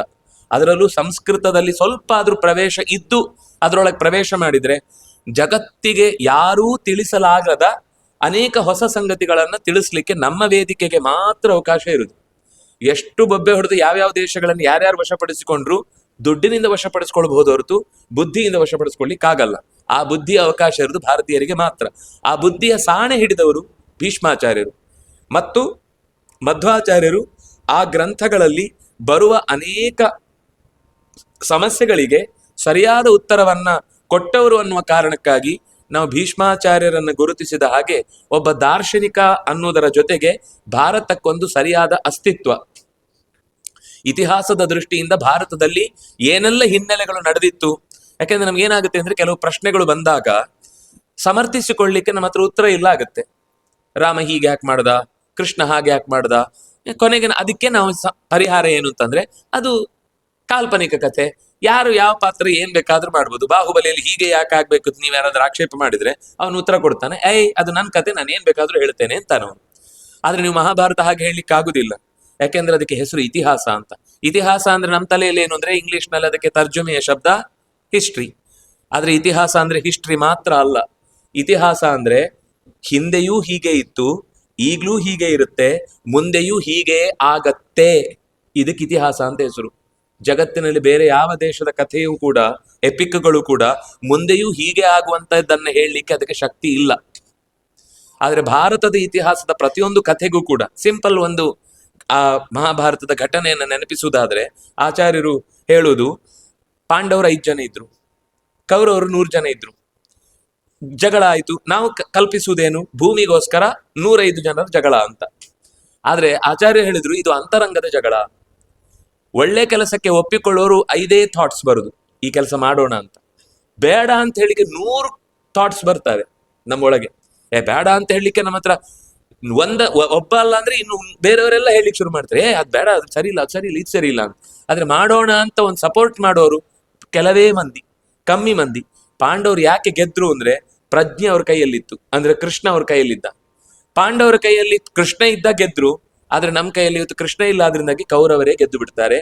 ನಾವು ಎಷ್ಟೋ ಸರ್ತಿ ದುಶ್ಚಟಗಳಿಗೆ ಅಥವಾ ದುರ್ನಡೆಗಳಿಗೆ ಯಾಕೆ ಒಳಗಾಗ್ತೇವೆ ಅಂದ್ರೆ ನಮ್ಮ ಪ್ರಜ್ಞೆ ನಮ್ಮ ಕೈಯಲ್ಲಿ ಇಲ್ಲದೆ ಪಾಂಡವರು ಸೋತು ಹೋಗ್ತಾರೆ, ಕೌರವರು ಗೆದ್ದು ಬಿಡ್ತಾರೆ. ಇದು ನಮ್ಮ ಅಂತರಂಗದ ಜಗಳ. ಆ ಕಾಲದ್ದಲ್ಲ, ಇದು ಈ ಕಾಲದ್ದು ಕೂಡ. ಶನೈರುಪರಮೇತ್ ಬುದ್ಧ್ಯಾ ಧೃತಿ ಗೃಹೀತಯ ಆತ್ಮಸಂಸ್ಥಂ ಮನಃಕೃತ್ವ ನಕಿಂಚಿದಪಿ ಚಿಂತೆಯೇತ್ ಅಂತ ಕೃಷ್ಣ ಗೀತೆಯಲ್ಲಿ ಹೇಳಿದ ಮಾತು. ಒಂದೇ ಸರ್ತಿ ಮನಸ್ಸನ್ನ ಹತೋಟಿಗೆ ತರ್ಲಿಕ್ಕೆ ಆಗುದಿಲ್ಲ. ಈ ಮನಸ್ಸಿನ ಒಳಗಡೆ 100 ತರದ ಥಾಟ್ಸ್ ಇರುತ್ತೆ. ಆ ಎಲ್ಲಾ ಥಾಟ್ಸ್ಗಳಲ್ಲೂ ಯಾವ ಥಾಟ್ಸಿನಿಂದ ಏನ್ ತೊಂದರೆ ಆಗುತ್ತೆ ಅಂತ ಅನ್ನೋದನ್ನ ಶನೈಹಿ ನಿಧಾನಕ್ಕೆ ಕೂತು ಯೋಚಿಸಿ ಬೇಕಾದ್ದನ್ನ ಸ್ವೀಕರಿಸಿ ಬೇಡವಾದದನ್ನ ಪಕ್ಕಕ್ಕಿರಿಸಿ ಸರಿಯಾದ ಗುರಿಯನ್ನು ತಲುಪಲಿಕ್ಕೆ ಸ್ವಲ್ಪ ಕಾಲ ತಗೊಳುತ್ತೆ. ಆಗ ಕೃಷ್ಣನ ಪ್ರಜ್ಞೆ ಅಂದ್ರೆ ಗೀತೆಯ ಸಾಲಿನ ನೆನಪು ನಮಗಿದ್ರೆ ಆವಾಗ ನಾವು ದುಸ್ಥಿತಿಗಳಿಗೆ ದುರ್ನಡೆಗಳಿಗೆ ಬಲಿಯಾಗುವುದಿಲ್ಲ ಅನ್ನೋದನ್ನ ಭಾರತ ಹೇಳುವುದನ್ನ ಈ ಕಾಲಕ್ಕೂ ಒಪ್ಪಿಕೊಳ್ಳೇಬೇಕು. ಜಗತ್ತಿನ ಎಲ್ಲಾ ಮನಃಶಾಸ್ತ್ರಜ್ಞರು ಕೂಡ ನಮಗೆ ಅಂದ್ರೆ ತುಂಬಾ ದೊಡ್ಡ ಬಹಳ ವಿಸ್ತಾರವಾದ ಅಧ್ಯಯನ ಉಳ್ಳವರೆಲ್ಲ ನಮಗೆ ಗೀತೆ ಅಂತ ಅನ್ನೋದು ದೊಡ್ಡ ಟೆಕ್ಸ್ಟ್ ಬುಕ್ ಅಂತಾರೆ. ಮನಃಶಾಸ್ತ್ರಜ್ಞರ ಅಭಿಮತ ಏನು ಅಂದ್ರೆ ನಮಗೆ ಗೀತೆ ದೊಡ್ಡ ಟೆಕ್ಸ್ಟ್ ಬುಕ್, ನಮ್ಮ ಸೈಕಾಲಜಿಗೆ ಬಹಳಷ್ಟು ಆಧಾರಗಳನ್ನು ಕೊಡುವಂಥದ್ದು, ಸಮಸ್ಯೆಗಳಿಗೆ ಪರಿಹಾರವನ್ನು ಹೇಳುವಂಥದ್ದು ಭಾರತೀಯ ಚಿಂತನೆಗಳು ಬಿಟ್ರೆ ನಾವಿವತ್ತು ಚಿಂತನೆ ಮಾಡಿದಲ್ಲಿ ಈಗದ ಸಮಸ್ಯೆ ಹೇಳುತ್ತೆ. ಆದ್ರೆ ಕೆಲವು ಹಿಂದಿನದ್ದಿರುತ್ತೆ, ಕೆಲವು ಮುಂದೆ ಬರುವಂತದ್ದಿರುತ್ತೆ. ಅದು ಹೇಗೆ ಅದನ್ನ ಸವಾಲನ್ನ ಎದುರಿಸುವುದು, ಸಮಸ್ಯೆಯನ್ನು ತೀರಿಸುವುದು ಗೊತ್ತಾಗಲ್ಲ ಅಂತ. ಅಂತಹ ಅನೇಕ ಸಮಸ್ಯೆಗಳನ್ನ ಅಂದ್ರೆ ಮನಃಶಾಸ್ತ್ರೀಯವಾಗಿ ಬರುವ ಪ್ರಶ್ನೆಗಳಿಗೆ ಉತ್ತರ, ಶಾಸ್ತ್ರೀಯವಾಗಿ ಬರುವ ಪ್ರಶ್ನೆಗಳಿಗೆ ಉತ್ತರ, ಐತಿಹಾಸಿಕವಾಗಿ ಪಾತ್ರಗಳ ನಡುವೆ ಇರುವ ಸಂಬಂಧಗಳಿಂದ ನಾವು ದ್ರೌಪದಿಯ ಪಾತ್ರದಿಂದ 5 ಜನರನ್ನ ಮದುವೆ ಆಗಿದ್ದಾಳೆ ಅಂದ ಮಾತ್ರಕ್ಕೆ ಲೋಕದಲ್ಲಿ ಅದನ್ನ ನೀವು ರೂಢಿಸಬಹುದಾ ಅಂದ್ರೆ ವೇದವ್ಯಾಸರು ಹೇಳಿದ್ರು ಇದು ಲೋಕದ ಕಥೆ ಅಲ್ಲ, ಇದು ಲೋಕಾತೀತದ ಕಥೆ ಅಂತ. ಲೋಕಲ್ ಕಥೆ ತರ ಇದನ್ನು ತಗೊಳ್ಬೇಡಿ, ಯಾಕಂದ್ರೆ ಈ ಕಥೆ ಬೇರೆ, ಇಲ್ಲಿ ಒಂದು ಬೇರೆನೆ ಘಟನೆ ಇದೆ. ಅದಕ್ಕೆ ಸರಿಯಾದ ಉತ್ತರ ಕೊಟ್ಟವರು ಮತ್ತೆ ಮಧ್ವಾಚಾರ್ಯರು. ಏನಾಗಿತ್ತು ಆ ಪಾತ್ರಗಳಲ್ಲಿ? ದ್ರೌಪದಿ ಅನ್ನುವ ಒಂದು ಪಾತ್ರ, ಅದು ಒಂದು ಪಾತ್ರ ಅಲ್ಲ, ಅದು 5 ಪಾತ್ರ. ಅದರ 5 ಜನರು ಹೊರಗೆ ಇದ್ದವರನ್ನ ಅವರವರ ಸಮಯ ಬಂದಾಗ ಅದರ ಒಳಗೆ ಇದ್ದ ಆ ಸ್ತ್ರೀ ಮಾತ್ರ ಎಚ್ಚೆತ್ತು, ಉಳಿದವುಗಳೆಲ್ಲ ಸೈಲೆಂಟ್ ಇದ್ದು ಆ ವ್ಯಕ್ತಿಯ ಜೊತೆಗೆ ಸಂಸಾರ ಮಾಡಿದ ಕಥೆ ಹೊರತು ಇದು ಹೊರಗಿನ ಜನರ ಕಥೆ ಹಾಗೆ ಒಬ್ಬಳು 5 ಜನರ ಜೊತೆಗೆ ಬದುಕಿದ ಕಥೆ ಅಲ್ಲ. ಹಾಗಾಗಿ ನಾವು ತಪ್ಪಿ ಏನೇನೋ ಕಥೆಗಳನ್ನು ಮಾತಾಡುವಾಗ ತೀರಾ ಕೆಳಮಟ್ಟಕ್ಕೆ ಇಳಿದು ಆ ಪಾತ್ರಗಳನ್ನು ಚಿತ್ರಿಸುವ ಇವತ್ತಿನ ಮಂದಿಗೆ ಸಮಸ್ಯೆ ಯಾಕಾಗುತ್ತೆ ಅಂದ್ರೆ ಅವರಿಗೆ ಮಧ್ವಾಚಾರ್ಯರು ಅದಕ್ಕೆ ಸೊಲ್ಯೂಷನ್ ಮತ್ತೆ ಮಧ್ವಾಚಾರ್ಯರು ತನ್ನ ಕಿಸೆಯಿಂದ ತೆಗೆದುಕೊಟ್ಟಿಲ್ಲ. ಎಲ್ಲವೂ ಮಹಾಭಾರತದಲ್ಲೇ ಇದೆ, ಆದ್ರೆ ಎಲ್ಲೆಲ್ಲೋ ಚೆಲ್ಲಾಪಿಲ್ಲಿ ಆಗಿದೆ. ಅದನ್ನು ತೆಗೆದು ಜೋಡಿಸಿ ನೋಡಿದ್ರೆ ಕೆಲವೊಂದ್ಸರ್ತಿ ಏನಾಗುತ್ತೆ ಅಂದ್ರೆ ಜಂಬಲ್ ವರ್ಡ್ಸ್ ಎಲ್ಲೆಲ್ಲೋ ಆಗಿರುತ್ತೆ. ನೀವು ಅದನ್ನು ಸರಿ ಮಾಡಿರೋದು ಇಷ್ಟು ಚೆನ್ನಾಗಿದೆ ಚಿತ್ರ, ನೀವು ಫಸ್ಟ್ ನೋಡುವಾಗ ಹೇಗೆ ಕಾಣುತ್ತೆ, ಕೈಯೆಲ್ಲೋ ಕಾಲೆಲ್ಲೋ ತಲೆಯಲ್ಲೋ ಮೂಗೆಲ್ಲೋ, ಇದೊಂದು ಚಿತ್ರನ ಎಸಿರಿ ಅಂತೇವೆ ನಾವು. ಆಮೇಲೆ ಮತ್ತೆ ಸರಿ ಮಾಡಿದ್ವಿ, ಅಯ್ಯೋ ಇಷ್ಟು ಚೆನ್ನಾಗಿತ್ತ ಚಿತ್ರ ಅಂತ ಅನ್ನಿಸತ್ತಲ್ಲ. ಹಾಗೆ ಮಾಡಿಕೊಟ್ಟವರು ಆಚಾರ್ಯ ಮಧ್ವರು. ಈ ಹಿನ್ನೆಲೆಯಲ್ಲಾದ್ರೂ ಕೂಡ ನಾವು ಮಧ್ವರ ಬಗ್ಗೆ ಸ್ವಲ್ಪ ತಿಳ್ಕೊಳ್ಬೇಕು. ನಮ್ ಕೇವಲ ಮಹಾಭಾರತ, ರಾಮಾಯಣ, ಪುರಾಣಗಳಲ್ಲಿ ಬರುವ ಮತ್ತು ಐತಿಹಾಸಿಕವಾಗಿ ಬರುವ ಸಮಸ್ಯೆಗಳನ್ನು ಪರಿಹರಿಸಿಕೊಳ್ಳಿಕ್ಕೆ ಅಥವಾ ಅನೇಕ ರೀತಿಯ ಉಪಾಸನೆಗಳಲ್ಲಿ ಬರುವ ತಪ್ಪುಗಳು ಅಥವಾ ಮಾನಸಿಕವಾಗಿ ನಾವು ಜರ್ಜರಿತವಾದಾಗ ಪರಿಹಾರವನ್ನು ಕಂಡುಕೊಳ್ಳುವ ಸೂತ್ರದ ಹಿನ್ನೆಲೆಯಲ್ಲಾದ್ರೂ ಕೂಡ ನಾವು ಆಚಾರ್ಯರ ದಾರಿಯನ್ನು ಹಿಡಿದ್ರೆ ಅನೇಕ ಸಮಸ್ಯೆಗಳಿಗೆ ಉತ್ತರಗಳು ಸಿಗ್ತವೆ.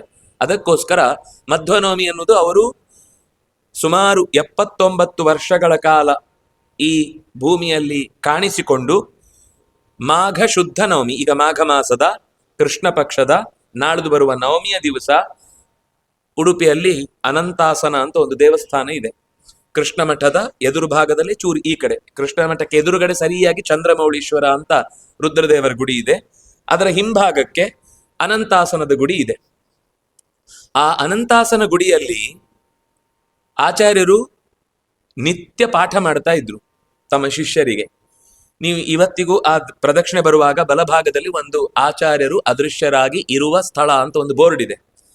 ಅಲ್ಲೇ ಅವರು ಕೊನೆಯ ಉಪನ್ಯಾಸ ಮಾಡುವಾಗ ಎಲ್ಲ ಭಕ್ತರೆಲ್ಲ ಸೇರಿಕೊಂಡು ಅವರಿಗೆ ಹೂವಿನ ಅಭಿಷೇಕ ಮಾಡ್ತಾರೆ.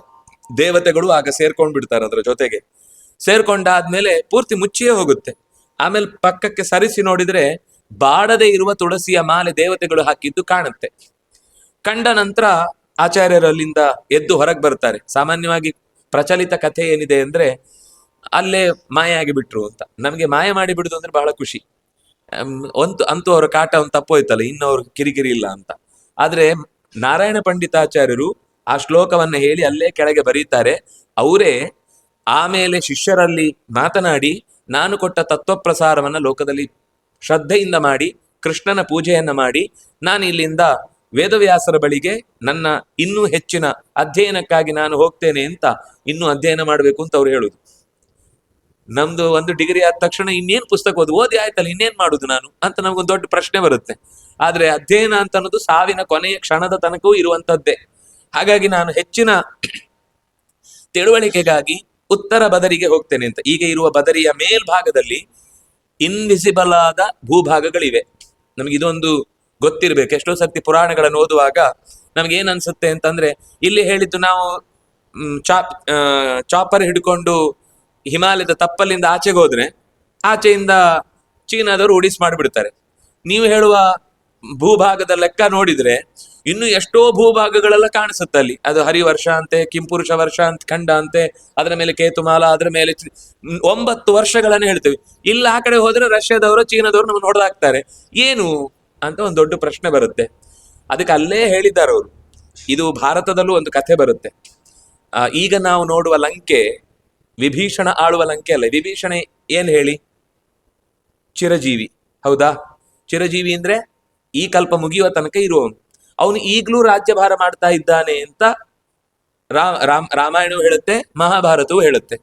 ಆದ್ರೆ ಈಗ ಅಲ್ಲಿ ಯಾರೋ ರಾಜಪಕ್ಷನ, ಈಗ ಯಾರಿರುವುದು? ಯಾರೊಬ್ಬ ಇದ್ದಾನೆ ಈಗ ಅಲ್ಲಿಯ ಪ್ರಧಾನಮಂತ್ರಿ. ಇವನೇ ವಿಭೀಷಣ ಎಲ್ಲಿದ್ದಾನಲ್ಲ ಆಳುವವನು, ಅಲ್ಲಿ ಆಳ್ತಾ ಇರೋದು ಈಗ ಯಾವುದೋ ಒಂದು ಪಕ್ಷದ ಒಬ್ಬ ಅಧಿಕಾರಿ ಆಳ್ತಾ ಇದ್ದಾನೆ ಅಂತ ನಮಗೆ ಡೌಟ್ ಬರುತ್ತೆ. ಆದ್ರೆ ಅವ್ರು ಹೇಳುವುದೇನು ಅಂದ್ರೆ, ನಾವು ಈಗ ನೋಡುವ ಲಂಕೆ ಅದು ಭೂಭಾಗ, ಮೂಲ ಲಂಕೆ ಅಲ್ಲ. ಅದು ಲಂಕೆಯ ಭಾಗವಾಗಿತ್ತಷ್ಟೇ, ಲಂಕೆಯ ಒಂದು ಭಾಗವಾಗಿತ್ತು. ಇನ್ನೂ ಕಾಣದ ಲಂಕೆ ಇದೆ. ಯಾಕೆ ಹೇಳ್ತೇನೆ ಅಂದ್ರೆ, ಹೀಗೆ ಭಾರತದಲ್ಲಿ ಒಂದು ಪ್ರಸಂಗ ಬರುತ್ತೆ. ಮಹಾಭಾರತದಲ್ಲಿ ಅವರು ರಾಜಸೂಯ ಯಾಗ ಮಾಡಿದ್ರು ನೋಡಿ. ಮಹಾಭಾರತವನ್ನು ಇತಿಹಾಸ ಅಂತ ಒಪ್ಪಿಕೊಳ್ಳದೇ ಇದ್ರೆ ಈ ಕಥೆಗಳಿಂದ ನಮಗೆ ಸಿಗುವ ಸೊಲ್ಯೂಷನ್ಗಳೇ ತಲೆಗೆ ಹೋಗಲ್ಲ. ಮಹಾಭಾರತ ನಡೆದೇ ಇಲ್ಲ ಅಂದ್ಬಿಟ್ರೆ ಇದೆಲ್ಲ ಕತೆ. ಆದ್ರೆ ನಡೆದಿದೆ ಅಂತ ನೀವು ಯೋಚನೆ ಮಾಡಿ. ಯಾಕೆಂದ್ರೆ ನಡೆದಿದೆ ಅನ್ನೋದಕ್ಕೆ ನದಿಗಳ ಹೆಸರು ಅದೇ ಇದೆ, ಪರ್ವತಗಳ ಹೆಸರು ಅದೇ ಇದೆ, ಕಾಡುಗಳ ಹೆಸರು ಅದೇ ಇದೆ, ಊರುಗಳ ಹೆಸರು ಅದೇ ಇದೆ.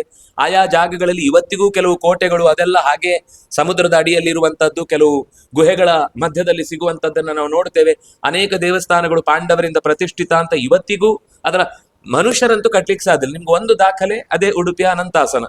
ನೀವು ಅದನ್ನ ಆ ಶಿಖರಗಳನ್ನ ಒಮ್ಮೆ ನೋಡಿ, ಅದರ ಕಲ್ಲುಗಳನ್ನ ನಾವು ಕ್ರೈನ್ ಅಲ್ಲ 100 ಆನೆ ತಂದ್ರೂ ನಿಲ್ಲಿಸ್ಲಿಕ್ಕೆ ಸಾಧ್ಯ ಇಲ್ಲ.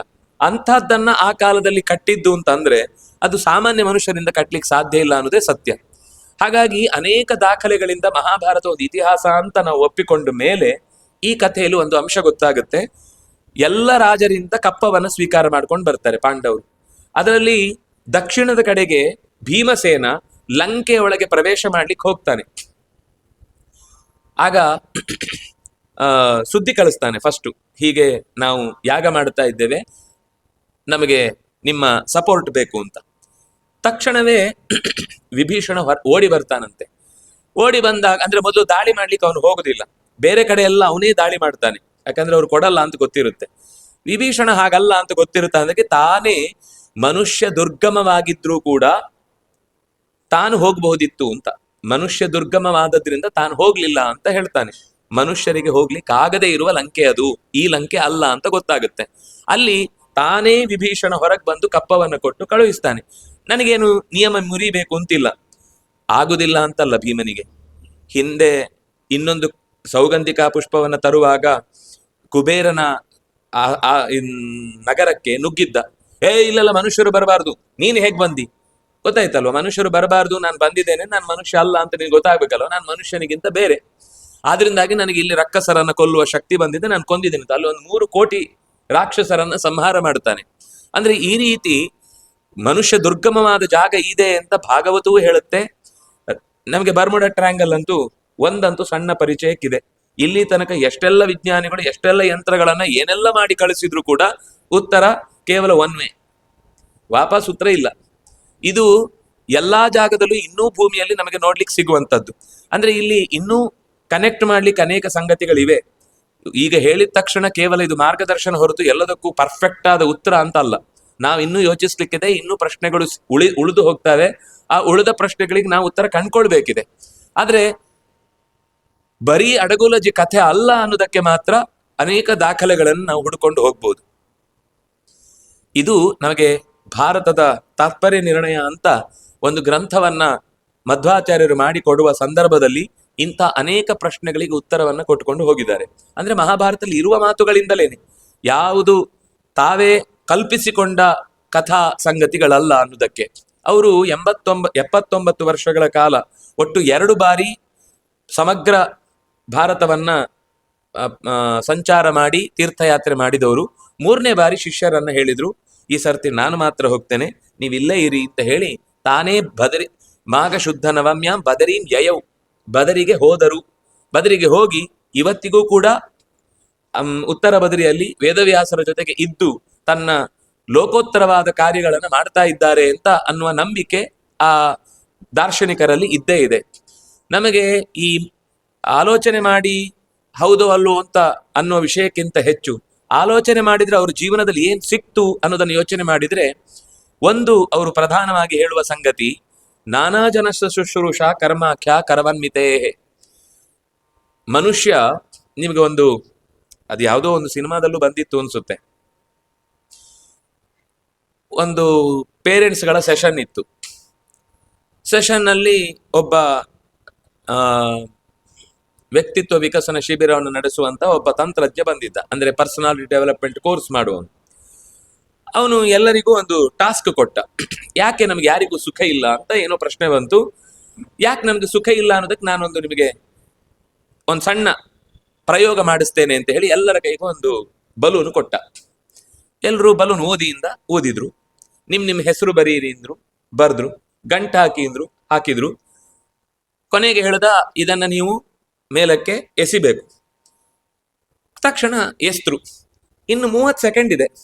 30 ಸೆಕೆಂಡಲ್ಲಿ ನಿಮ್ಮದನ್ನ ನೀವು ತಕ್ಷಣ ತಗೊಳ್ಬೇಕು. ಯಾರು ಬೇಗ ತಗೊಳ್ತಾರೋ ಅವರನ್ನ ನಾವು ಇದರಲ್ಲಿ ಗೆದ್ದವರು ಅಂತ ಘೋಷಿಸ್ತೇವೆ ಅಂತ. ತಕ್ಷಣ ಎಲ್ಲರೂ ಹಿಡಿಲಿಕ್ಕೆ ಹೋದ್ರು. ಬೇರೆ ಯಾವುದೋ ಸಿಕ್ತು. ಅವನು ಪಕ್ಕದವ್ ನಂದು ಅಂತ ಅನ್ಕೊಂಡು ಕೈ ಹಾಕುವಾಗ ಬೇಕು ಅಂತ ಇವನು ಬೆರಳಿನ ಎಡೆಯಿಂದ ಉಗುರನ್ನು ಒತ್ತಿ ಪಟ್ ಅಂತ ಹೊಡೆದು ಬಿಟ್ಟ. ಅವನ ಕೈಗೆ ಸಿಗ್ಬಾರ್ದು, ಅವನಿಗೆ ಸಿಕ್ಬಿಟ್ರೆ ಅಂತ. ಎಲ್ರೂ ಹೀಗೆ ಪಕ್ಕದವ್ರದ್ದು ಸಿಕ್ಕಿದ್ದನ್ನ ಒಡೆದು 30 ಸೆಕೆಂಡ್ ಆಗೋದ್ರೊಳಗೆ 15 ಸೆಕೆಂಡಿಗೆ ಎಲ್ಲಾ ಬಲೂನ್ ಹೊಡೆದೋಯ್ತು. ಯಾರ ಸುಖವೂ ಯಾರಿಗೂ ಸಿಗ್ಲಿಲ್ಲ. ಮತ್ತೊಮ್ಮೆ ಯಾಕೆ ಹೀಗಾಯ್ತು ಅನ್ನೋದನ್ನ ಸಮಾಧಾನ, ಇದಕ್ಕೆ ಪರಿಹಾರ ಏನು? ಅದಕ್ಕೆ ಅವನು ಮತ್ತೆ ಹೇಳ್ದ, ಇನ್ನೊಂದ್ಸರ್ತಿ ಮತ್ತೊಂದು ಬಲೂನ್ ಕೊಟ್ಟು ಇದೇ ರೀತಿ ಊದಿದ್ರು. ಹೆಸರು ಬರೀರಿ ಅಂದ್ರು, ಬರ್ದು ಎಸೀರಿಯಿಂದ.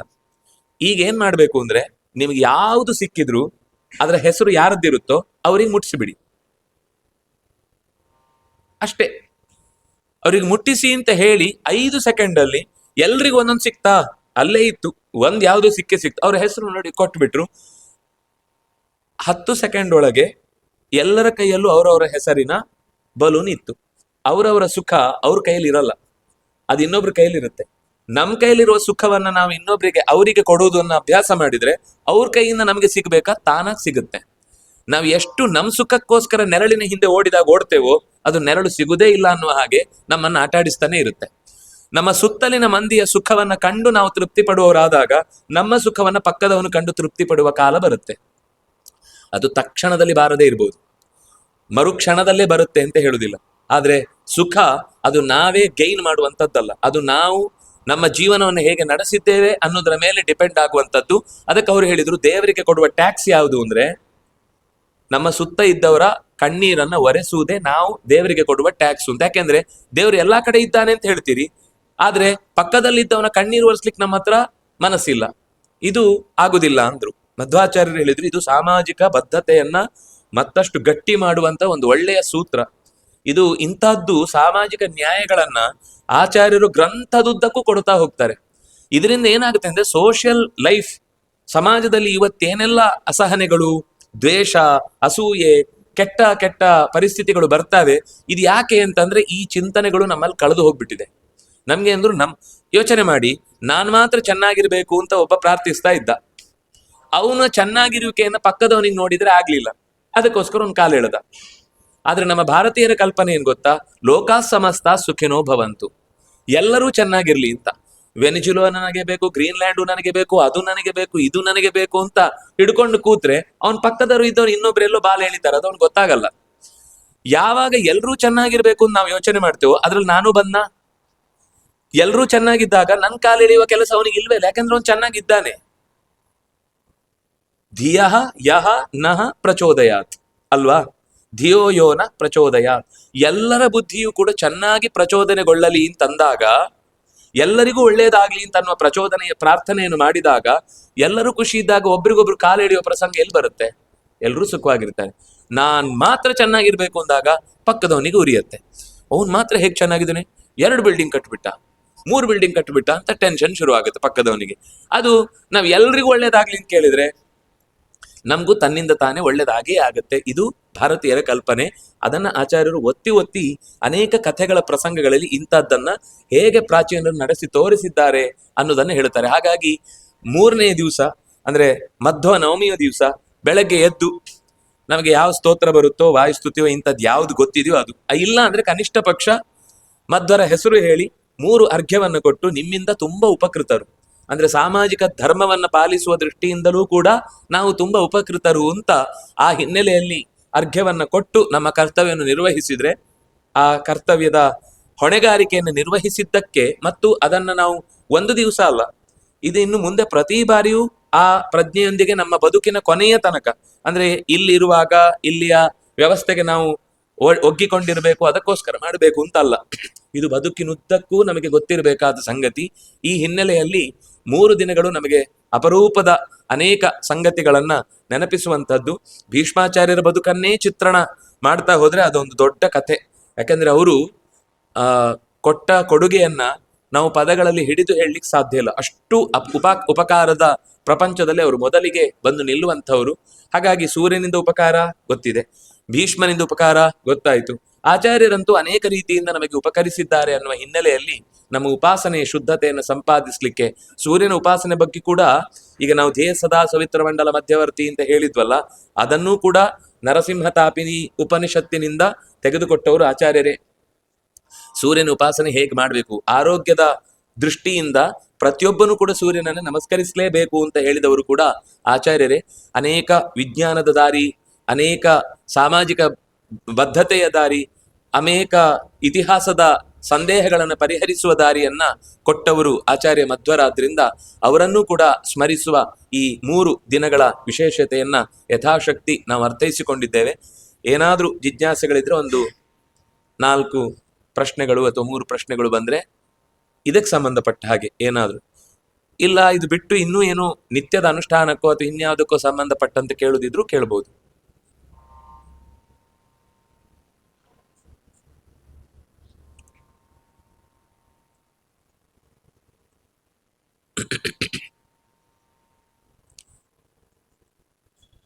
ಏನು ಸಂಕೋಚ ಪಡ್ಬೇಕು, ನಾನೇನು ಬೈಯುವುದೂ ಇಲ್ಲ ಅಥವಾ ಯಾಕೆ ಇಂಥ ಪ್ರಶ್ನೆ ಕೇಳ್ತಾರೆ ಅಂತ ನಿಮ್ಮ ಮೇಲೆ ರೇಗುವುದೂ ಇಲ್ಲ. ಏನಿದ್ರು ಕೇಳ್ಬೋದು.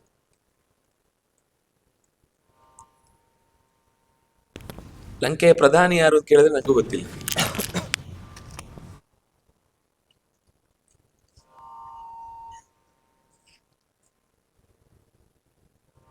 ಸರಿ, ಪ್ರಶ್ನೆ ಇಬ್ಬರಿಗೆ ಬರಲ್ಲ ಅಂತೆ.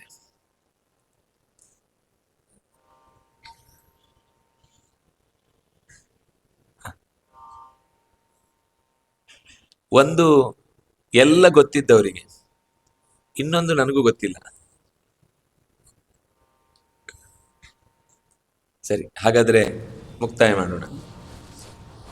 ಚೆನ್ನಾಗಿ ಈ 3 ದಿನಗಳ ಹಿನ್ನೆಲೆಯನ್ನು ಮನಸ್ಸಿನಲ್ಲಿಟ್ಟುಕೊಂಡು ಅನುಷ್ಠಾನ ಮಾಡಿ, ಅದರಿಂದ ಗುರುದೇವತೆಗಳ ವಿಶೇಷ ಅನುಗ್ರಹ, ನಿಮ್ಮ ಉಪಾಸನೆಯ ಮೂರ್ತಿ ನಿಮಗೆ ವಿಶೇಷವಾದ ಫಲವನ್ನು ಕೊಡಲಿ ಅಂತ ಪ್ರಾರ್ಥಿಸಿ, ನನ್ನ ಮಾತುಗಳನ್ನು ಗುರುಗಳ ಅಂತರ್ಯಾಮಿಯಾದ ಆಚಾರ್ಯರಲ್ಲಿ ನಿಂತ ಗೋಪಾಲಕೃಷ್ಣನ ಪದತಲದಲ್ಲಿ ಸಮರ್ಪಿಸ್ತಾ ಇದ್ದೇನೆ. ಶ್ರೀಕೃಷ್ಣಾರ್ಪಣಮಸ್ತು.